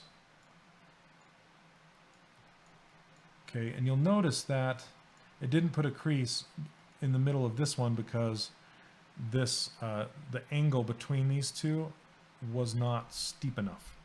So I can do one of two things. I can either go back and try and redo the polygroups, or I can just go to my Z modeler brush and select crease on an edge, just an edge, and then just crease these by hand. Then I'm going to hit D to see what it looks like so far. This is subdivided. See how this one does not have a crease? I want to crease that guy too. There we go. Now it's smooth. It's looking beautiful.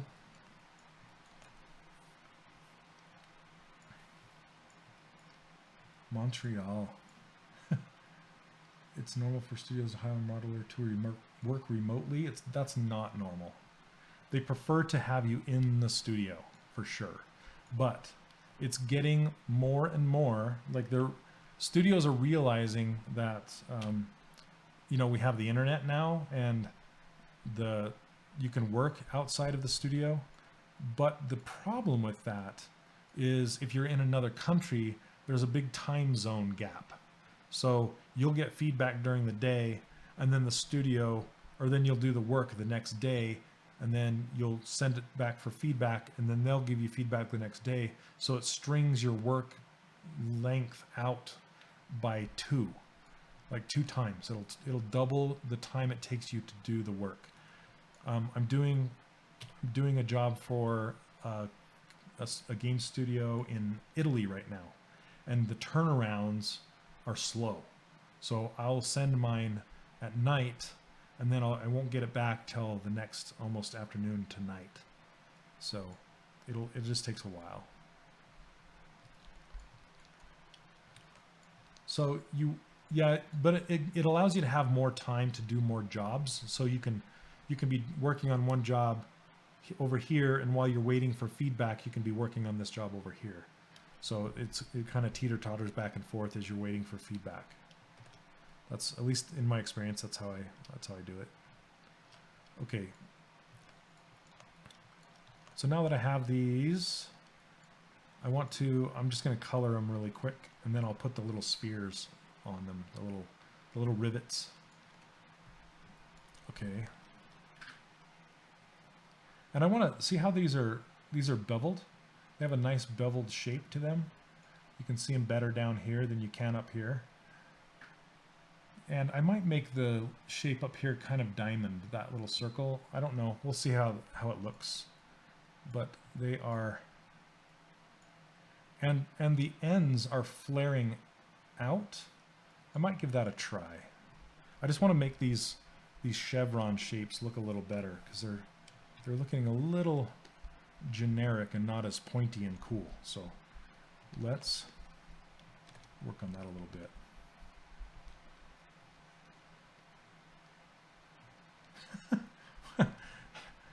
Where's the conversation gone? Did you go bowling last week? I guess I'm not as entertaining as I could be. You guys crack me up. Okay, here we go. Move all at once. Really pointy. Let's get them pointy.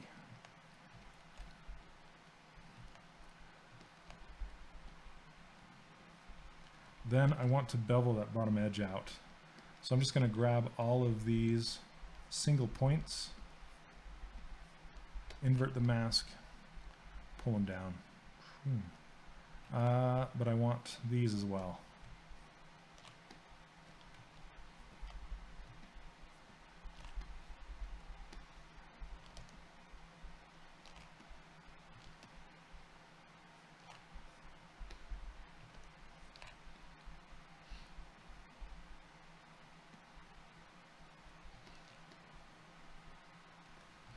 Double pointy. Okay. Then I want to widen them out. So I'm going to go around to the back.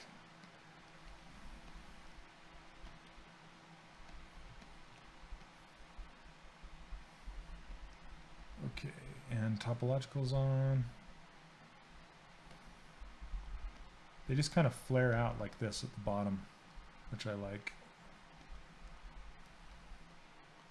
So it looks like I'm going to run them into each other a little bit.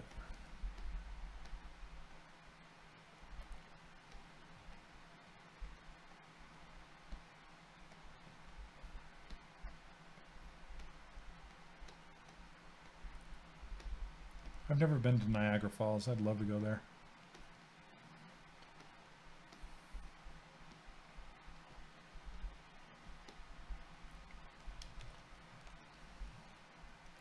Okay, I'm going to show you something that you can probably see.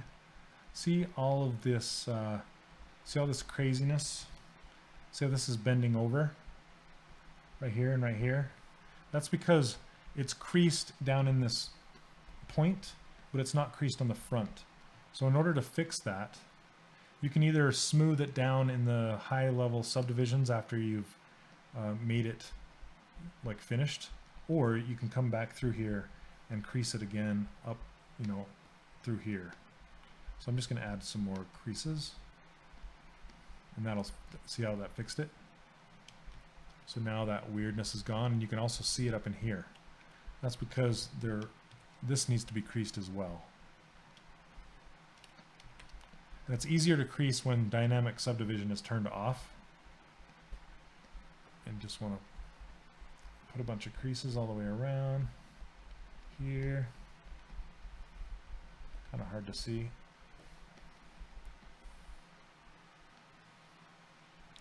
And on the backs as well. Okay, looks like that one's done.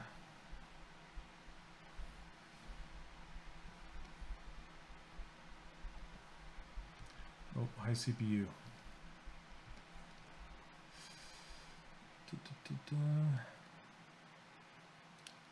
Oh, Baka Brothers. Oh, thank you so much. Are you? I hope you're talking about my course. I don't know if you are or not. Work on your drawing skills, or if that time would be better spent actually sculpting. So, me personally, I'm not the best draftsman in the world. Yes, it helps. I'm not going to discount.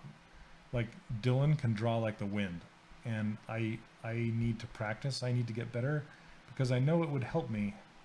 But if you're wanting to get a job doing sculpting, my recommendation would be to practice sculpting and getting better at that.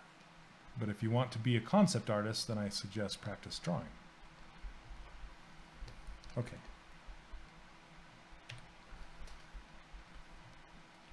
And these won't.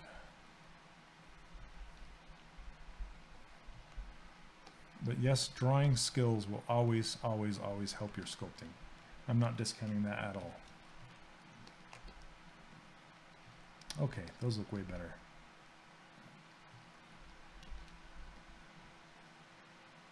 Okay.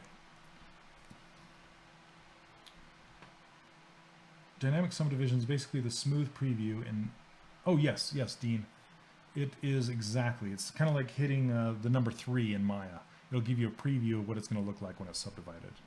That's exactly what it is. Yeah, gesture and anatomy studies for sure. To be hired as a boss. Just be a boss. Keep being yourself.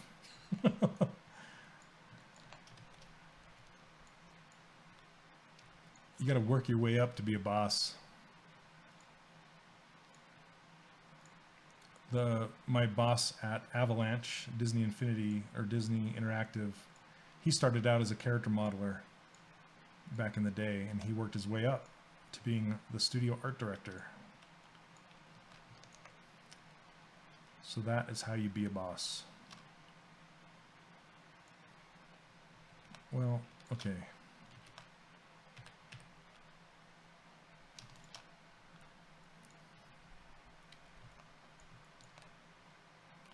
Yeah, Stan Prokopenko. Man, I need to talk to that guy again. He does some fantastic videos. So Stan is actually the guy who talked me into, or inspired me to make the production value of my videos as high as I have, because the production value of his videos are through the roof. They're really, really good, and it shows. And it makes them a lot easier to watch when they have high production value. So, and his are, like I said, his are some of the best. So, not that the information isn't the most important, but the information is easier to digest when it's nice and, you know, clean, and you can tell what they're actually presenting.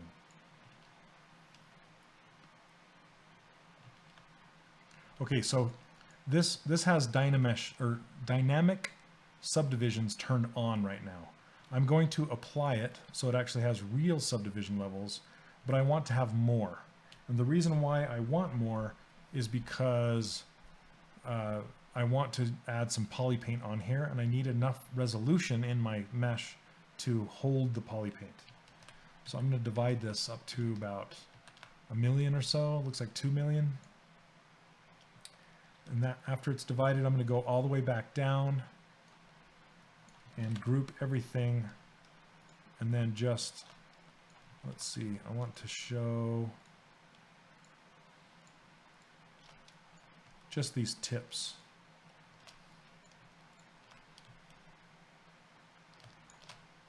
And then group them in their own. And the reason why I want to do that is because the tips are one color and the belts are another. So I think that's looking pretty good. Let's give it a color. So I'm going to mask the belts, select this color, and fill it. There we go. Beautimous.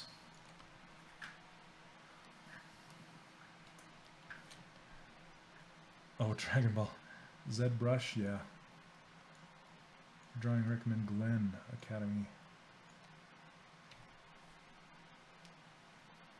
So a good book is whose workshop are you saying is closed? A good book is Steven Silver's new one. If you're wanting to get into character design, that's a good one. He just did a Kickstarter on that, and it's pretty good. Oh, mine? No, mine closes tonight at midnight Pacific time. So let me put a link up there. Yeah, Steven Silver. Steven Silver.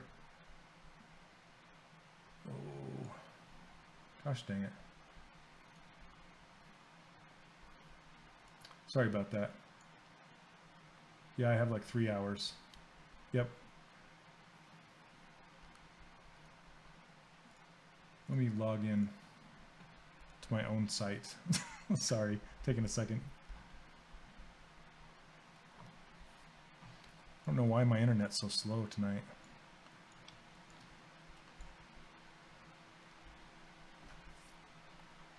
Saving file, okay. Make sure, okay, are we still going? We're still good? Okay, there you go. All right, here we go. So I'm gonna put these little spheres on here, these little dots.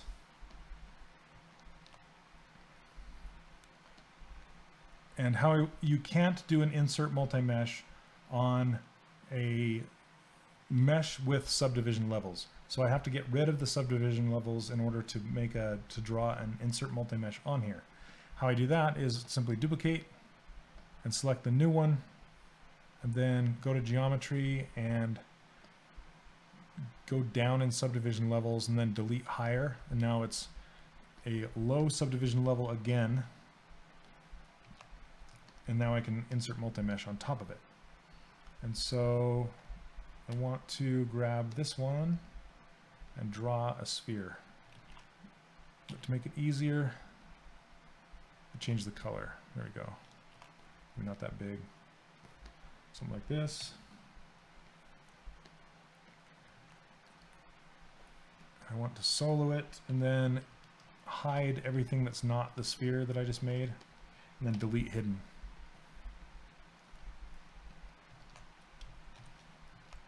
Then a trick you can do, you can either use the clip curve brush, which is right here.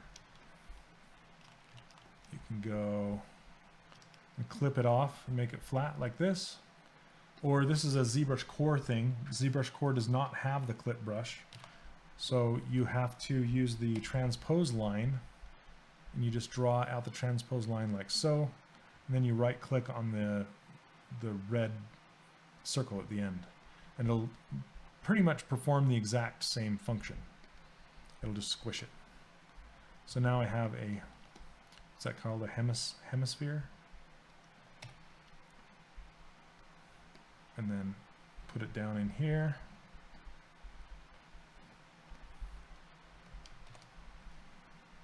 Actually get it closer down in here. Making every mark count. Oh, I thought his name was Mark. Yeah, no problem. So here is a way to duplicate geometry. Somebody was asking me, I think on YouTube or something, how I duplicated the geometry. How you do it is, as long as you don't have subdivision levels, you can use the move tool. And then you can hold down Control and drag the white circle, and it will duplicate that object. But now it's not lined up with the surface, so I'm going to get down here like this and rotate it to align it to the surface better. And I don't know why, but I like to, I guess, align it with the whole length of the thing. It does not matter. It's just kind of a pet peeve I have, I guess. Okay, so I'll duplicate this. Do it again, rotate it into place. Bury it a little bit. And notice I'm getting farther and farther away from the crotch of this thing, I guess, whatever you want to call that, the point of it. Rotate this one a little bit. Then you'll notice that I haven't been doing it because I'm talking, but what I'll usually do is I'll invert the mask and hit Control W to put it in its own polygroup, but I didn't do that with the last one. So all I need to do is mask that one, hit Control W, because I like to have them each in their own polygroup so I can manipulate them separately. Like this guy, I want to move him down. Like that. There we go. Okay, let's do this one.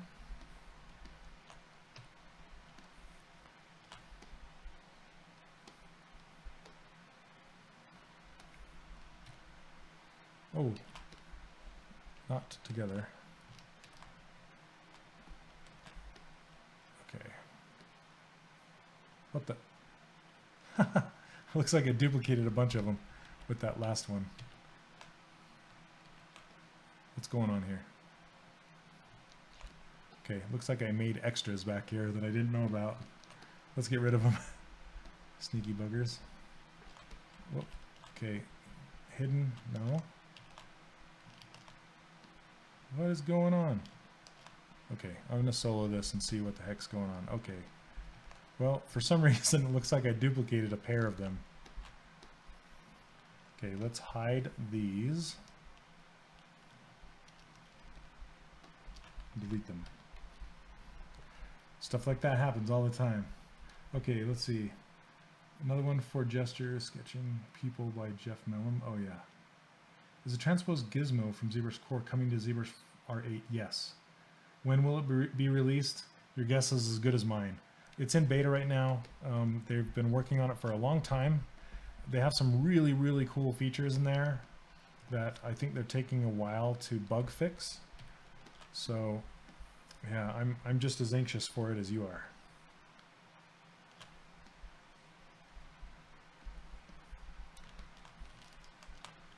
Okay.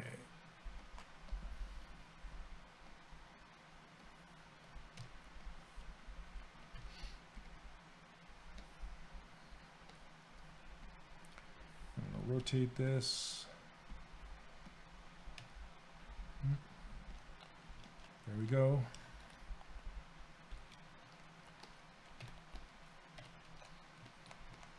Not too bad. What time we got? 10 o'clock. Got another hour. High CPU. Man, I'm taxing this thing tonight. Is it necessary to upgrade to 4R8? I noticed with Photoshop, program gets slower every... Okay, yeah, ZBrush is not like other programs. They don't leave the junk in there like other programs like you're talking about and making things slower. And every upgrade is free, and usually when they do an upgrade, it is substantial, like pipeline changing stuff. And they are bringing in pipeline changing stuff. Like, for example, for 4R7, it was like the Z remesher, and for one of the releases was Dynamesh, and those things changed the game when they came out. And I'm sure they're working on stuff right now that's going to change the game when it comes out. And all the upgrades are free, so there's no reason why you wouldn't upgrade. So there's my there's my spiel. Pixelogic is fantastic as far as that goes. Like their updates, their number updates are, their point updates are just as large as normal software's number updates because they're so big. Okay, I want to, with this, I'm going to put everything together, and I want to check and see what kind of subdivision levels I have. So I have dynamic turned on, this one, and not this one because I added the colors to it. I might go back in time and take, I'm going to do that. I'm going to take these subdivision levels off because I don't really care. I only did that for the color, but I'd rather combine them together. That's what I'm wanting to do because I want to duplicate this whole thing as a package and move it over and make it be this piece on the hip. Let's see, these are, okay, perfect. So now I'm going to merge all these together. So all of these pieces I'm going to make into one thing. How about this one? Okay, this has subdivision levels that I'm going to kill as well. That's that back piece. So let's merge these down. I'm going to save it first. Save, save. Oh, it does? Oh, man. Okay, I better go change that. 23 minutes. I wonder if it's set up to Central Time or something. That's weird. I'm gonna pull that timer off really quick. Thanks for letting me know. Hold on 1 second. Okay, I'm just gonna quickly do that. Just bear with me for a second. Thank you for letting me know. I gotta change that.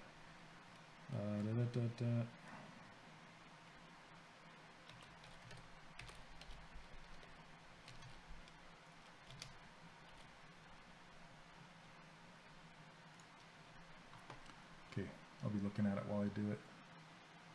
Edits.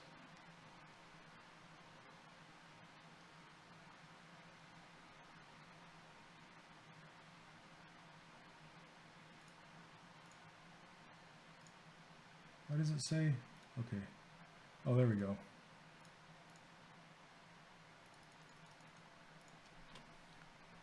Almost done. It was hidden.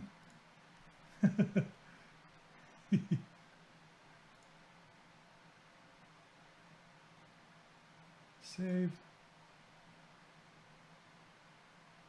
Yes, it says 3 hours left, right? Yes. There we go. Okay, did it update? Yeah, I'll be releasing it again a second time later. Thank you very much for bringing that up, by the way. Oh, designer con chauffeur, no way. Robert, thank you very much, man. You're always looking out for me. Always looking out for me. He like tells me whenever I have spelling mishaps and things. Thank you, Robert. I owe you one. Okay. Merge down. Man, I need to hire you, Robert. Merge down. Can you guys, it's showing 2 hours, 52 minutes. Yes. Thank you. Thank you, thank you, thank you. Man, I just broke out into a sweat. I want people to get in there if they want to. Okay. I'm going to go open this door. 1 sec. I'll be right back.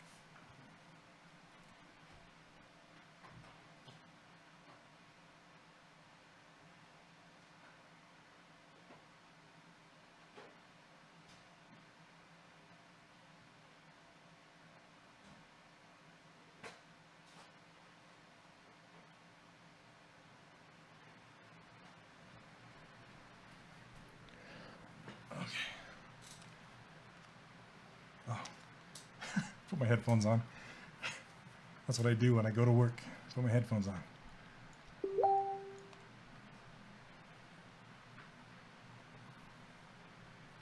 Password or something? I think I drug it over to my other screen, so you shouldn't have seen that. But I didn't type a password. I just typed the URL to the countdown timer. So, but thank you very much, Dean. Yeah. Write that down. My bank number. Oh, thank you very much. Yeah, I'll make sure Kyle rips that out. Kyle. Okay. He's gonna hate me now. So, oh, it's got a mask on it. Okay. There we go. So see how this shrunk, this centerpiece. That's one thing that is kind of hard to deal with inside of ZBrush, is when you subdivide things, it will shrink. So when you subdivide things in a program like Maya or Modo or something like that, the object will not shrink. But inside of ZBrush, part of the algorithm will make it reduce its size to do the best contouring. I don't know how to explain it very much or very well. Excuse me. But you just need to harness it and make the new shrunk mesh your low, if that makes sense. When new users come into ZBrush, that's like the biggest thing they have problems with. Is it's like, especially if they want to continue using that mesh that came in from Maya, like, why did it shrink my mesh? Because a lot of times when you want to keep the mesh and use it for rigging, your points need to stay in the same space, in space. So that's why when I make my low resolution meshes for my game models, I don't make them my low of my, so if I have an arm, I usually will retopologize it, and then I will make it a separate subtool. I will not make the new low resolution arm the actual lowest subdivision level of the high resolution arm. I know that's a lot to say, but I will keep them separate. Right, the keystroke overlay. I know what you're saying. So the strokes I was typing in was just the URL to my countdown timer, but I have the password saved in Google, so I didn't type that in, so I wouldn't worry about it too much. My countdown monkey. And I only typed part of the thing, so you didn't see it all. But thanks, guys. I really appreciate you guys looking out for me. Warms my heart. Because I'm new to all this, you know. I just want to teach you guys how to do this stuff. I'm not used to this online marketing business. Okay. But that being said, it's been fairly smooth. I thought there'd be more hiccups. Right, yes, it averages the vertices. It's kind of like using smooth on the whole mesh. It just averages them out. But with a program like Maya or something like that, it will actually maintain the vertices. Okay, what is happening?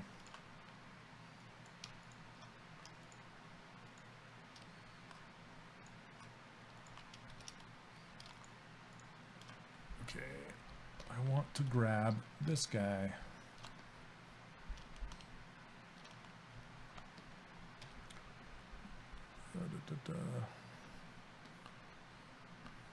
I need to put grow and shrink selection in my pop-up menu. Visibility. Grow. There we go. So if you guys don't know it, there's underneath visibility, there's this really cool grow and shrink. It will kind of walk up and down your visibility, kind of like how Maya does. Okay, that's kind of weird.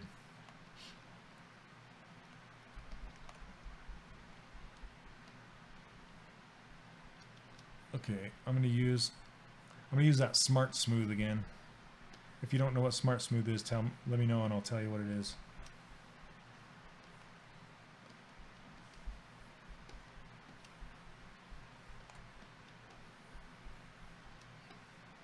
Okay, there we go. That's better. I think that channel was left over. Sorry, I pictured the whole room going, what is it? You know, what is it, Shane? Okay, let me roll back and I'll show you. Okay, smooth. If you just hold down shift, it does this. See how it collapses everything onto itself? It still smooths and it relaxes the vertices, but it's fast and it reduces the volume of something. So smart smooth, it is an alternate smooth, but you don't hold down alt. You actually let go of smooth. So as you start to smooth and you let go, and now it's smoothing in a different way. And it's averaging out the vertices without reducing the volume as much. So that's what smart smooth is. Yes, alt smooth, I guess. Paul Gabery calls it smart smooth. So since it came from the mouth of a Pixelogic guy, I guess that's what it's called. Okay.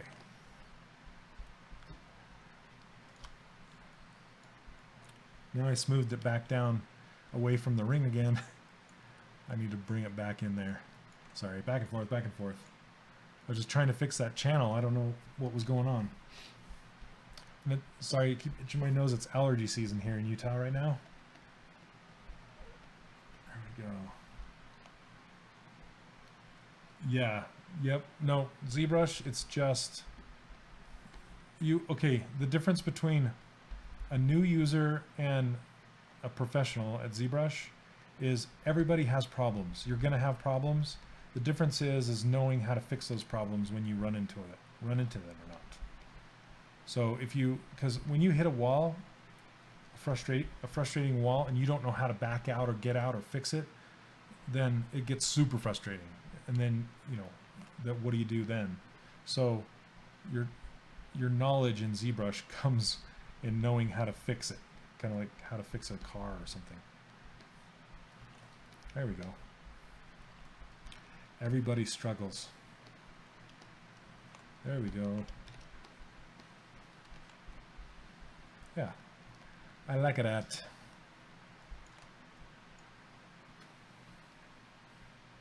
Looks like there's a couple more details in there. Let's, I just want to see what we got. So I don't want to do it twice if there is. Oh, looks like there's just some highlights and maybe some armor detail around here. Huh. Okay. That's interesting. I usually save that kind of detail for last.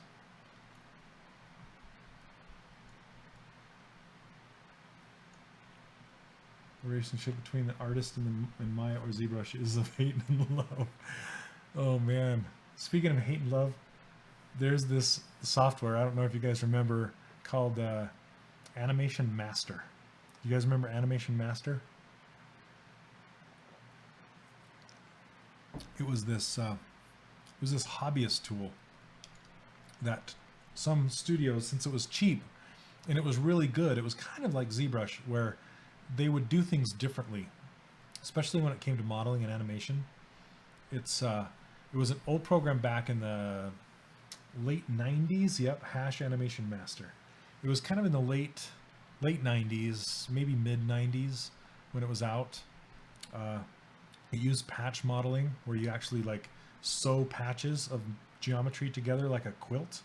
And then it had a really unique rigging system that I have not seen still to this day, where you could actually unhook the rig right in the middle of everything, make some changes and edits, and then just hook the rig right back up again without it doing a hiccup.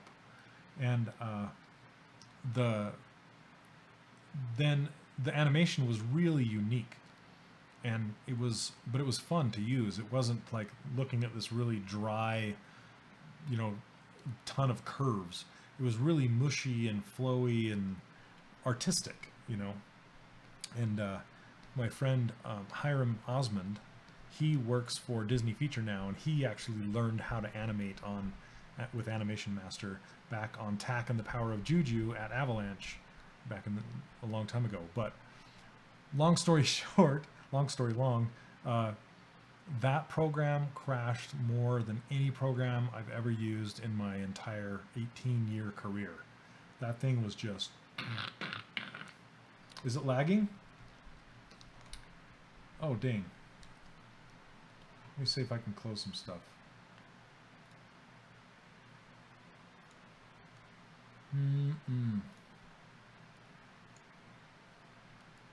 Is it better? Is Twitch brutal? Is everybody on Twitch watching Mr. Rogers' Neighborhood?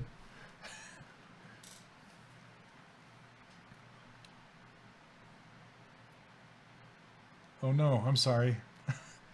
Well, is it better now? Is it working?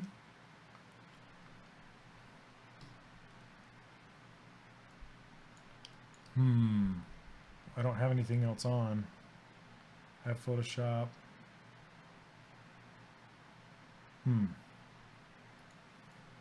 Dang it.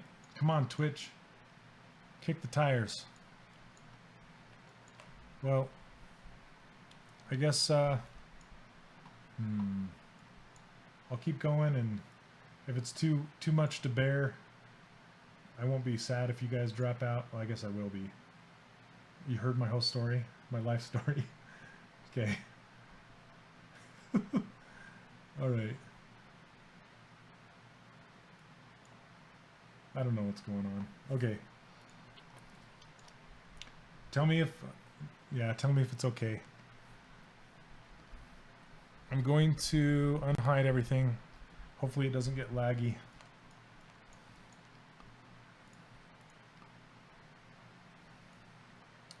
Let's see how it looks on her arm. See how we did working blind like that. I turned everything off so it wouldn't lag as much. But yeah, it's looking okay. I mean, it's protruding into her arm a little bit, but yeah, save now. Oh, Anthony's Customs. Yeah, thank you very much. I'm glad you're getting the use out of them. I love hearing that stuff. Love it, love it. Okay, let's actually, I'm going to duplicate this first. Yeah, save. I just had an autosave, so I'm pretty good for a minute. I'm going to hide the sword stuff. Okay, and then I'm going to duplicate this guy and put it on her hip. Duplicate. I'm actually going to mirror it.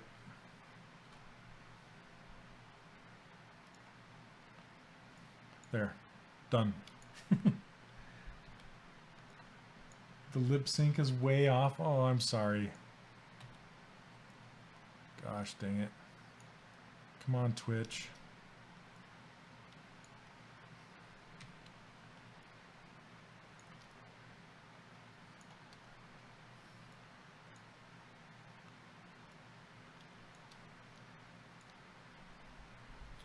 On YT, what's oh, YouTube?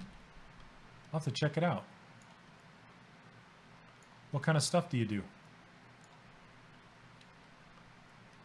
You can pop a link in here if you want.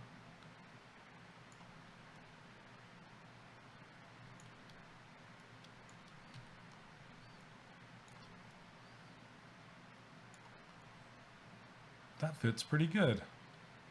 Huh. Is everybody experiencing lag or just a couple? Oh, reload the page. Okay. Oh, man. I'm getting high CPU on my end, but that means that it's my machine trying to push.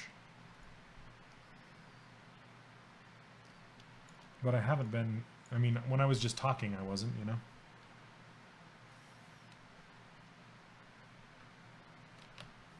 Your interface, I think, let me to learn ZBrush. Trying to learn ZBrush like 1 year. It was frustrating, yeah. It's okay for you, Arif? Cool. Still lagging. Shazzy, I guess they're saying reboot, like restart Twitch. Not reboot your machine, just Twitch.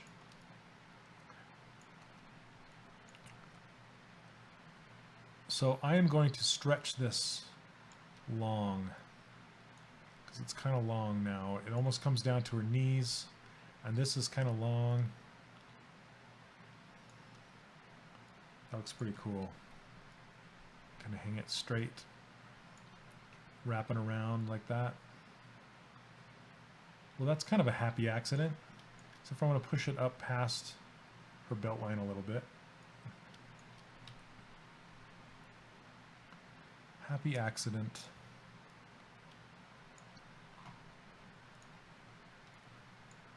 Let's see. It's working way better. Awesome. Yay. So if you're having lag problems, just restart Twitch.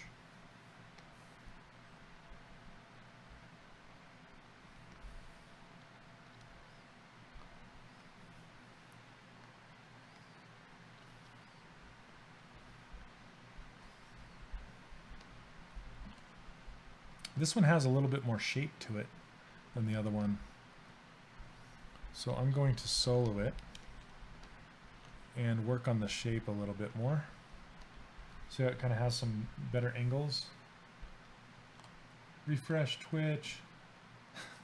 All the refreshing happening now.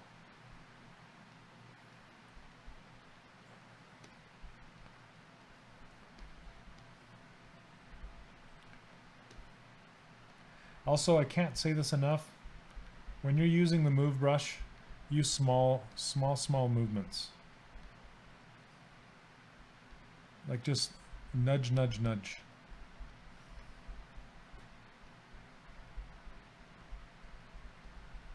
That way you won't get the warbles. Won't get a case of the warbles. So Robert, are you going to CTN again? If you're still here? I hope so. That was a blast, man. Love hanging out with all you guys. Not this year? Oh, dang it. How about ZBrush Summit? You gonna do that?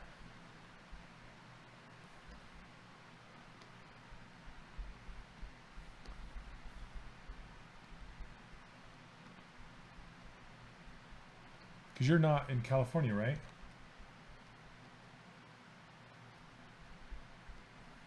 Or are you? Designer Con is the weekend before. Oh, it's not the same weekend this year? Really? Oh, man.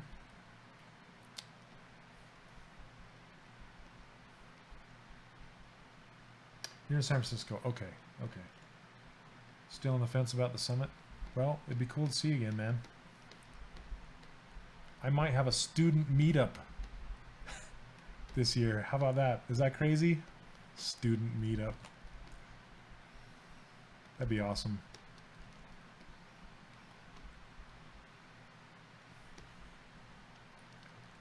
They changed it this year. I wonder why. I wonder if they were giving each other grief or something. They should do it the same year because people are in town, you know? Like I'm in town from Utah. I'm not gonna go again for one or the other. That's dumb. Maybe they have something, maybe they already had something planned that weekend at the Designer Con place. Tina probably complained. Designer Con is a show that happens in LA. I'm not sure which city, I can't remember, but it's all about toys and indie toys and vinyl toys. It's not a like a mainstream toy convention. It's kind of the independent toy collection, and you know, people just making the toys on their own. It's in Pasadena, okay, and it has some of the coolest, craziest, weirdest toys you've ever seen, and people just making them on their own. It's super cool. You make smooth in different ways. Like normally, yep, you hold shift. And then the other one is you let go of shift while still smoothing. That's how you do it. So holding down shift is one way, and while you're still smoothing, let go of shift, and it does the other way.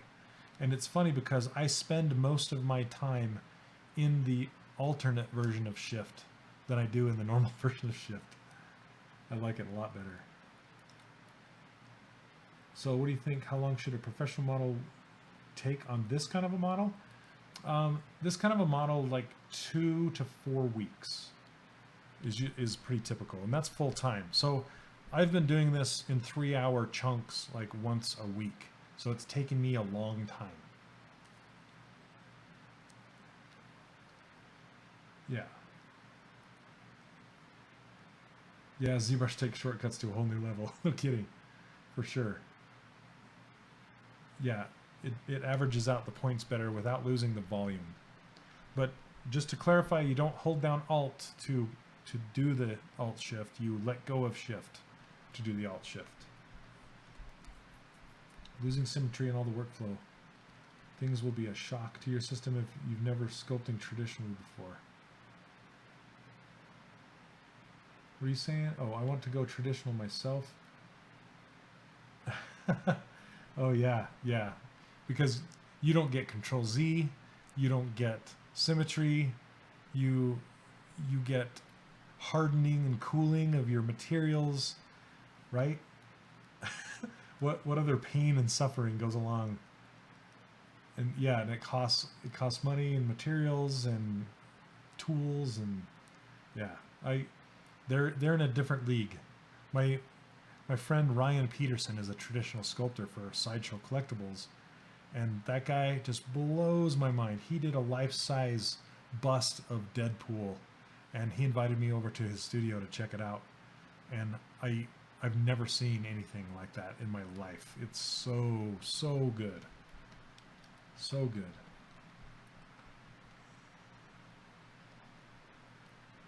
Your hands get tired during sculpt. Yeah, you have to work up the muscle memory.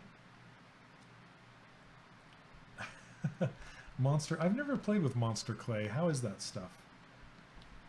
I've always wanted to use one of those like the CX5 stuff with one of those hot wax tools. I don't know how that is either. That looks pretty fun. Okay, let's see.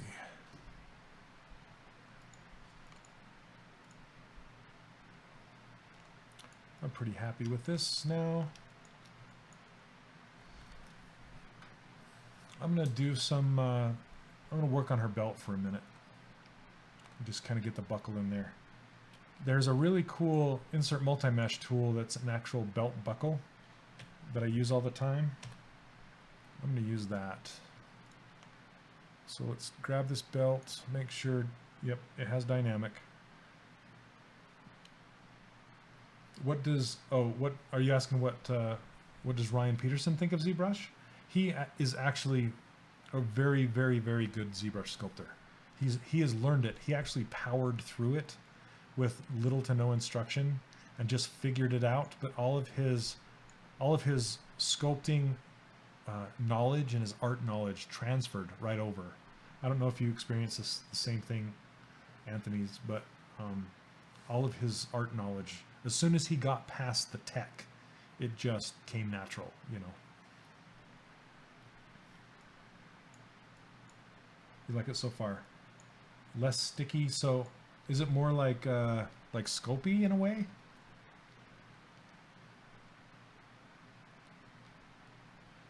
Yeah. Oh yeah. I cannot wait. I cannot wait for VR sculpting. I cannot wait. I've messed with it a little bit, and it's still kind of, I mean, it's not ZBrush at all. So I get frustrated with it because it's really goopy. It's like molding shaving cream. It's like a shaving cream brush. You know, I need the subtlety. It's too fast. It's like working with wet clay in real life, I guess. It's really fast. Let's see, the belt. I'm gonna solo that belt. No clue. Oh yeah, no problem, Shazzy. I'm glad you're here watching it. Okay, so I'm gonna turn off symmetry, and I'm gonna go grab that belt buckle, and it is in this IMM clothing one right here. See this guy and this guy? So then all you do is just drag it out kind of into place. Cheat.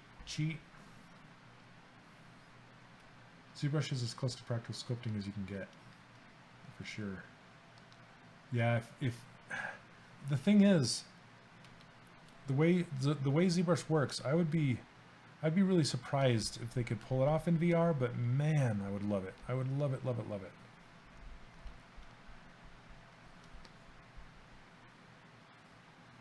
Okay.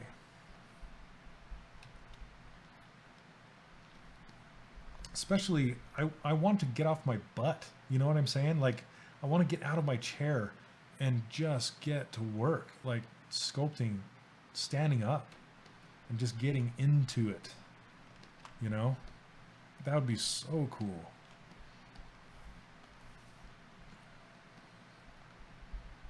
I'm sure you look like an idiot doing it. You know, standing there with your VR goggles on,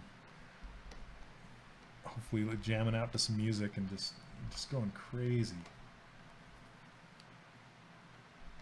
Sitting down's fine too, once in a while, you know, but it's just not good for you, you know.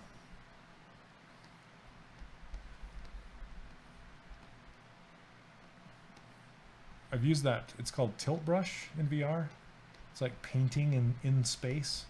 Painting in space. And that's super fun. It's fun because you can actually like get inside your creation and paint in there from the inside out. Lay lay down and sculpt. You actually can. Have you seen those desks, those tilting desks that tilt backwards and your monitor goes up above your head? You can, but imagine the fatigue. Unless you could lay your hands down to the side and look up at the monitor, then you could do it. But you know there would be a disconnect, but you could do it. Yeah. masslazysculpt.com. Oh man. Okay, I gotta look at this belt buckle because it's not completely shaped like that. It's actually much thicker and flatter. So let's see. I want to get these into separate subtools so I can just work with the buckle. So I'm gonna hide it. Say, excuse me, split hidden. Where is that?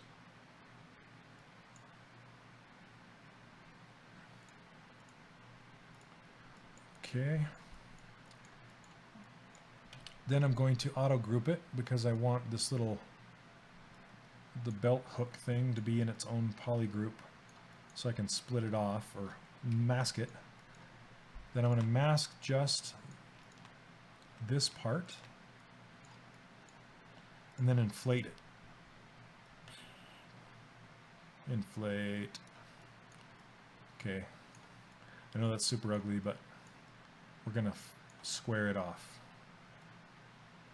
And it kind of has an arc to it, and I want to keep that arc. Otherwise, I would just draw the transpose tool out like this, and then right-click and push it in and make it flat. But that's not what I want to do. I guess I could do that, and then use the bendy trick to bend it back out. But I'm just going to use the clip brush instead. Clip curve. Because then I can just kind of draw it along this edge.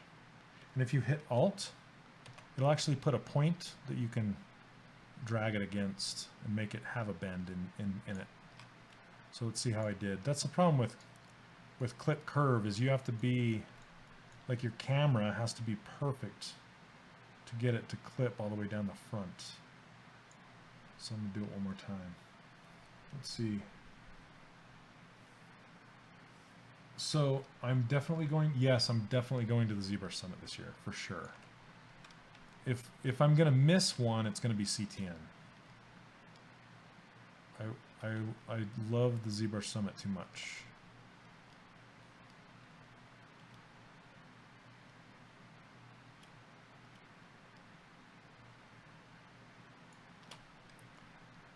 And they've just been treating me really well, you know, letting me stream and all that kind of stuff.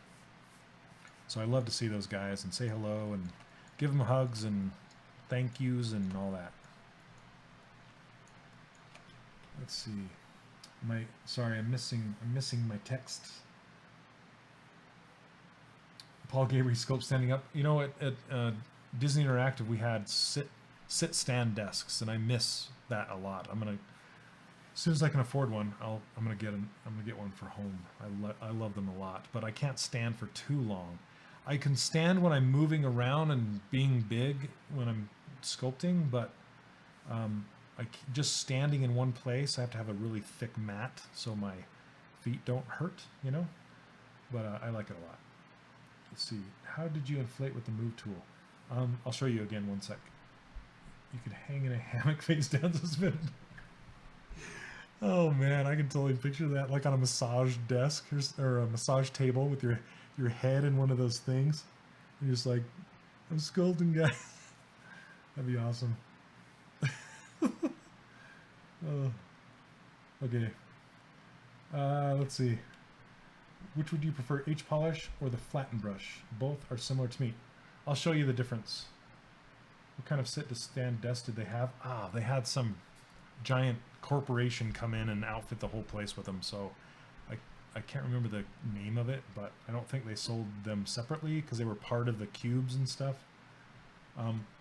Yeah, so here we go. To inflate with the move tool, all you do is right click on this little red circle on the front, and then it will inflate. Come on, you can do it. I don't know why it's not doing it, because it's part of it was masked. It won't work if something is masked. So let's try it again. The back red circle, not the front one. The front one will flatten and the back one will inflate. It will deflate as well. Yep. Okay, so let me show you. If you hit BH, that's H polish. And I'm going to append, well, I think I can just show you on this belt right here. So as you're polishing, let me insert a sphere, a polysphere right here. This will give you a better idea what happens. Okay, so I think something happened to my scene scale at some point because it's really small. Anyway, I'm going to turn this off. So H polish will polish like this, which is good, you know, looks pretty good. But you'll notice that as you polish, it goes concave, right? It pushes down into the surface. If you use the polish brush I have right here, and you try to polish the surface, and you push as hard as you can, it goes to flat. See that? It does not push down into the surface, and it's not as fast. So I just like it better. It's much more subtle polish brush. And then trim dynamic is fast, like the H polish brush.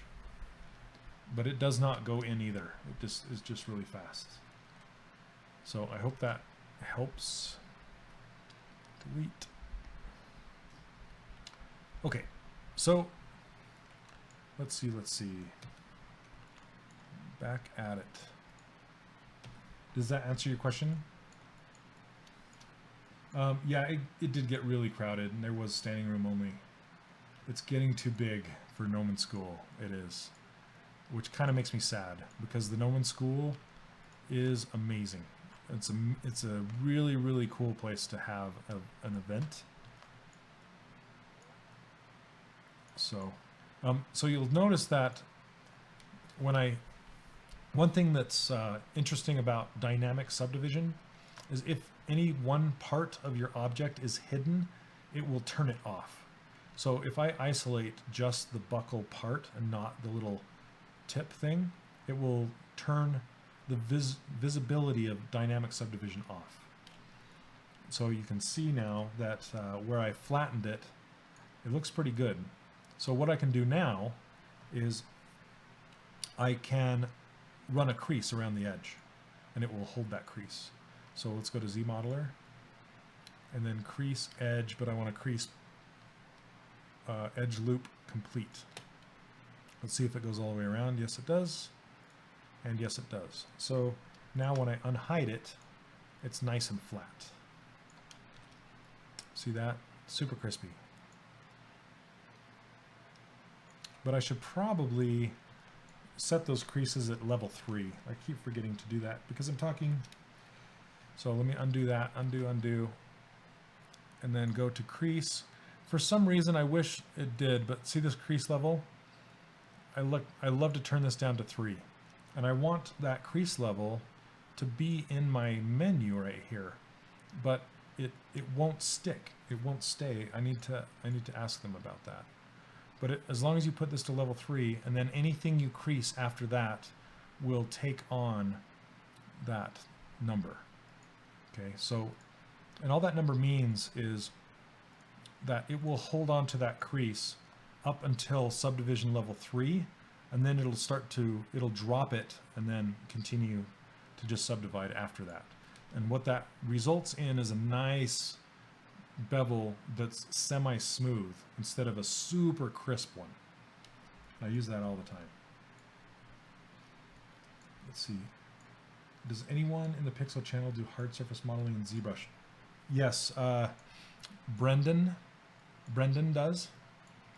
So you can watch his channel, and I think Tim does, and I think Michael Palfovich does. All three of those guys will do some hard surface stuff. And Paul Gabery does when you can ask him to show you some hard surface stuff, and Joseph Trust. So any of those guys will hook you up.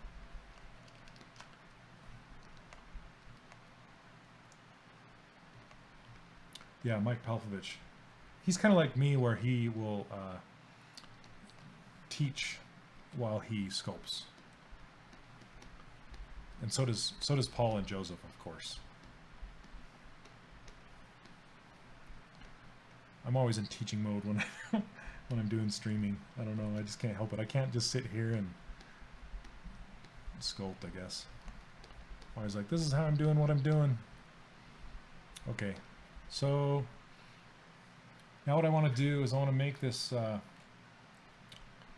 these pieces, this belt piece flipping around here. So it's almost time. We got about 15 minutes. I don't know how far I'm going to get, but we'll try. Let's see.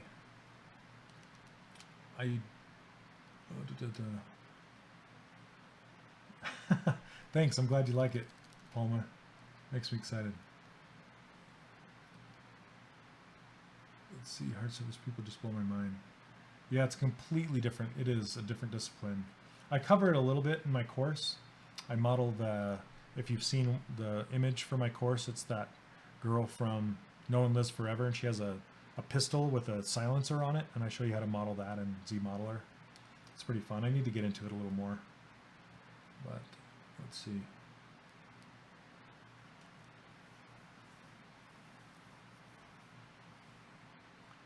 But the guy who makes mechs and who you want to check out for mechs and stuff like that is Glenn Southern.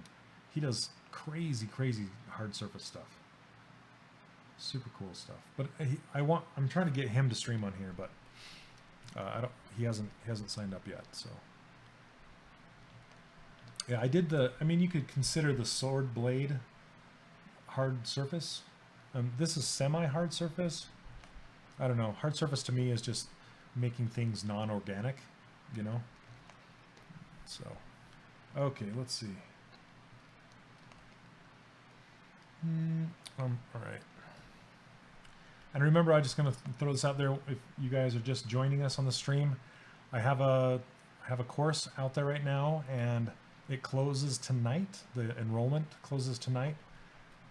And if you guys have any questions about it, just ask me right here.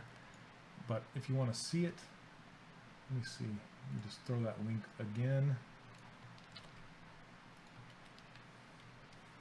There you go. If it closes tonight, and I will be opening it again later in the year, but I don't know. Like I said, I don't know if it'll be the same price or not. It won't be going down. I won't be having any like holiday sales or anything like that. It's not that kind of course. So if anything, the price will be going up as I add value. And there's a bunch of people in here that are taking it right now and seem to be pleased with it. So I invite you to go check it out. Okay, let's do. I'm going to steal one of these to make this. So work smarter, not harder. I'm going to go grab that hip one, and duplicate this. That's kind of big. Let me grab the shoulder one. There we go. Let's see. Shane, did you show the process for doing the sword? I think I missed a few streams. I did show that 2 streams ago. Yeah, it's actually, the sword is in the preview on YouTube. You can see the sword in the preview image. So you can just watch that on there. That was not last week, but the week before. I did make Lightning McQueen. Well, I worked on it with a couple other modelers, but I made a lot of Lightning McQueen for Disney Infinity, and that was as pretty close to hard surface as I got as far as that goes. And I made the tractor, you know, the little Cars tractor. That was pretty fun. last two. You wonder what the last two brushes in the bottom of the UI are? So are you talking about these two right here? These are my paint brushes, if that's what you're asking about. This is my hard edged paintbrush, and this is my airbrush, so my soft edge brush. So that's they're just meant for poly paint only. They don't do anything else other than add the colors on. And one just has a hard edge and one has a soft edge. Yeah. Oh, thanks for putting the link in there. Have I met Zach Petrock?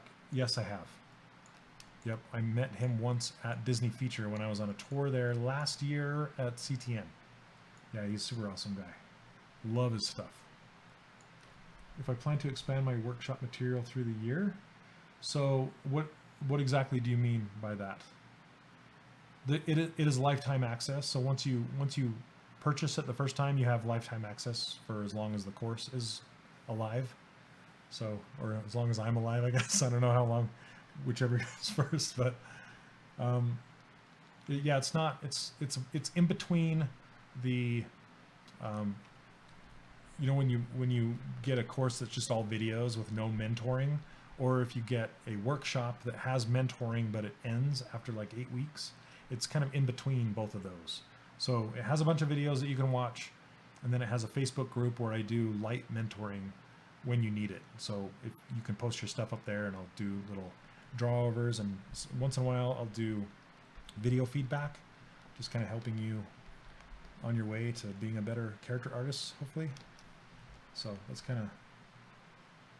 of what it's for. And there's a lot of videos in there. I don't even know how many. I haven't added up how many hours of training is in there, but they're all scripted, all professionally edited and put together with music and everything. So it's not just me droning on and on, kind of like I'm doing here. So there you go. Okay. I want to grab this belt.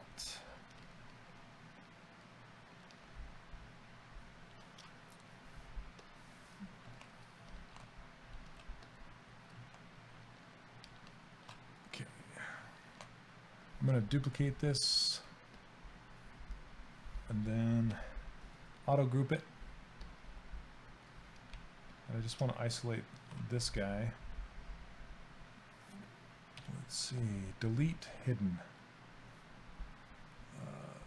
This video got me going on the ZBrush journey. Nice. How much would it cost to get 1 hour of your time every day for a week as a personal mentor, where we spend an hour going over the process? I haven't even thought about it. Yeah, I don't do personal training like that, one-on-one training. But yeah, I have to think about it. But I don't think I'd have time to do that, honestly. My time is better spent like in focused chunks when people need it, you know?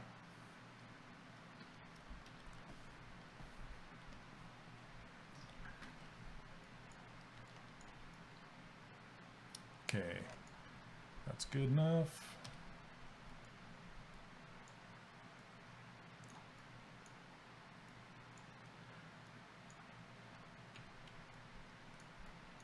Because there have been several people that have asked, and I don't know, it's just not too appealing, one-on-one training. I don't know why.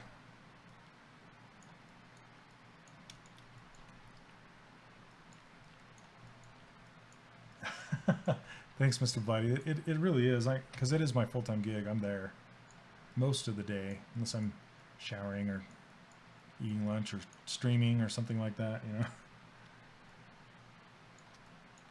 or with my family somewhere.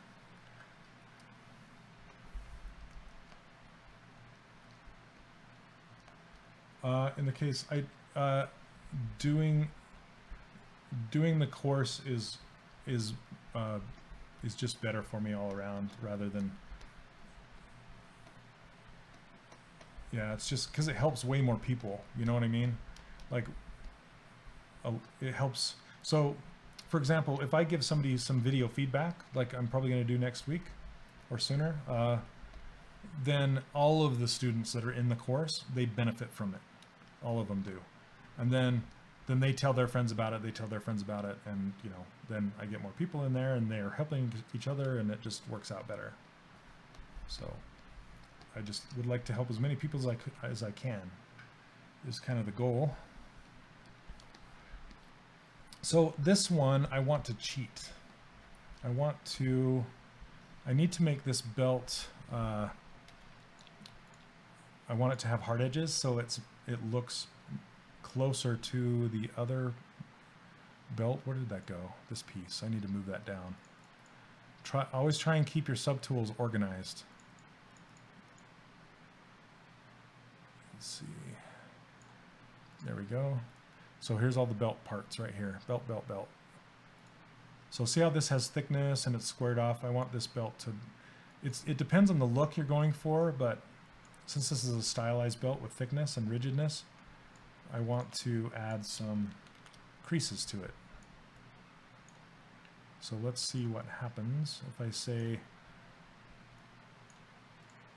turn the creases down to level 3 and then crease by polygroups and then hit divide. There we go. Stylized belt instant.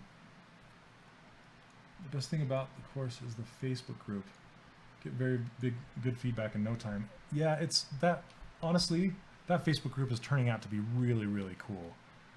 Like, I'm very, very impressed with the work that people have been doing and the help that people have been giving on top of what I've been doing. So couldn't be more happy with that. I was actually considering doing a Discord channel, but I'm glad I didn't, because then it's just all in there in a big, you know. And eventually I'd love to do some student galleries and, you know, student blockouts, because everybody in there is blocking out characters like crazy and they just look really cool. I'd love to showcase some of that stuff.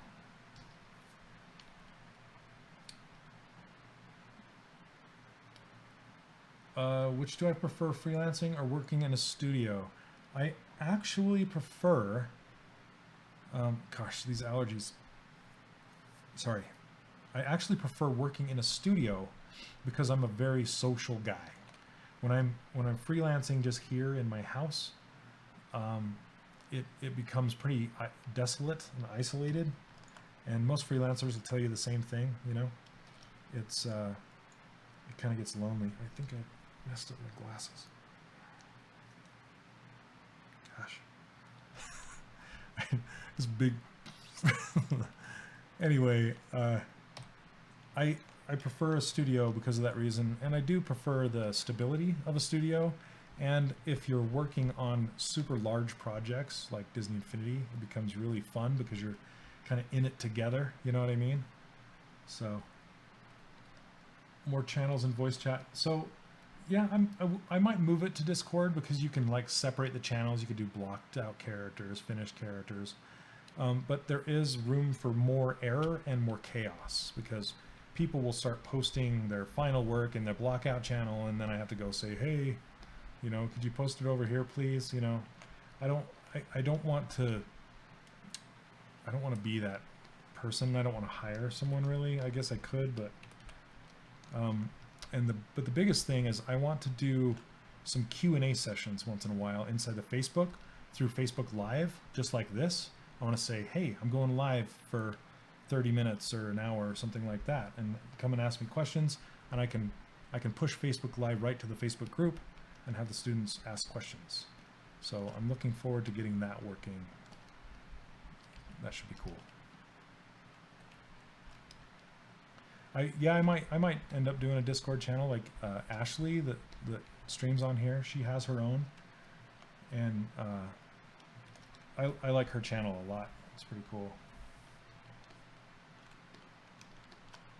So let's see. In a studio, you normally talk only with the modeling department, or is it normal to interact with a lot?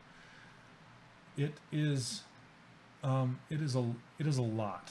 I talk to the rigging department, the animation department, the concept department, and of course the modeling department and the art director. You talk to everybody. And when you're freelancing, you usually only interact with whoever hired you or whoever hired you that also hired a concept artist or an art director. You'll be in contact with that one person most of the time. So it's kind of nice being in a large studio. Then you get more kind of feedback that way. So, and Paul, I might, yeah, I get you about the synergy and stuff. I get that part. I just didn't know if it would be too complex for people to get. So I might like slowly move people over there. I don't know. I don't want to break it up too much.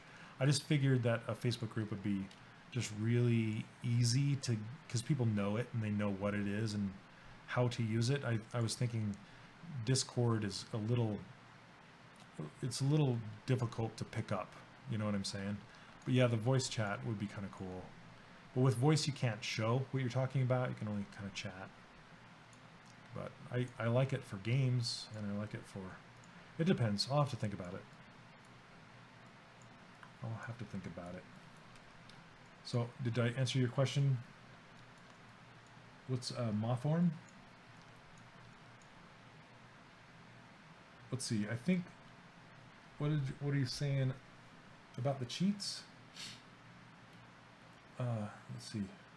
I think subtool palette need a folder option. Oh, so yeah, folder option in the subtool palette. That is the #1 request that gets sent to Pixelogic. Like, I asked Paul Gabriel, I'm like, hey, do you take suggestions? And Paul's like, yeah, as long as it's not you asking for folders in the subtool menu, because everybody asks for that. Everybody. So you're not alone. It's everybody wants that. So anyway, it looks like it's midnight. It's 11:02 here in Utah, but it's midnight. I'm gonna wrap this up. I just wanted to tell you that for this belt, I'm just gonna grab these two faces and extrude them to fake the belt wrapping around here to kind of make it look like this belt is looping around, and then I'll make another piece that loops and goes up into this. Here, let's make it bigger. To see how this goes up and it goes behind the belt and then wraps around here and then goes up in. So I'm going to cheat as far as how it works. I'm not going to actually model it going around and model it going through, because in the end this is going to get all projected to a game mesh, and I don't need it to actually function and work. I just need the pieces to be there so they can get transferred, if that makes sense. So I'll just do the pieces. So anyway, yeah, FFD cage deformer. Yeah, that would be a cool thing for sure. And I miss that in Max and Maya. But yeah, the subtool menu, more like an outliner, or even like the layer menu in Photoshop would be fantastic. You know, grouping up things and being able to mess with it like that would be super cool. But anyway, guys, thank you very much for watching this stream again. And one last time, like I said, I'm closing the enrollment for the course tonight. If you're interested, go check it out. I'll put it in here one more time for you guys. There's a video you can watch to see exactly what it's all about and exactly what the course contains and all that kind of stuff. So if you're interested, check it out. If you want to get ZBrush and you don't yet, there is a trial down below. There's a link. You can get it, or you can get ZBrush Core and learn that. There's Z Classrooms. You can get that for free before you take any courses. So you can check out Z Classrooms. You can check out Ask ZBrush if you have a question. In Twitter, you can type, what's it called, pound Ask ZBrush, and Joseph Druss will possibly make a video answering your questions. And let's see, what else? I will be streaming ZBrush Core again next month, and I'm moving my streams to Monday mornings. So I will no longer be streaming Sunday nights. So mark that on your calendars if you want to watch. I will be streaming on Monday mornings. So anyway, I hope you guys enjoyed the stream. And yeah, ZBrush Core does not work for my course. I'm sorry. It's an advanced course, so it only works with ZBrush 4 R7 patch 3 and higher. So when 8 comes out, it'll work with that, but not core. So if you want to learn core, like I said, you can watch my streams. My last week's stream they had on, it's up on YouTube right now. You can go check it out. So anyway, thank you everyone. Have a great Memorial Day weekend if you're here in the US. If not, have a great work week, and I will see you next week. Have a good one. Take care. I gotta figure out how to shut this down again.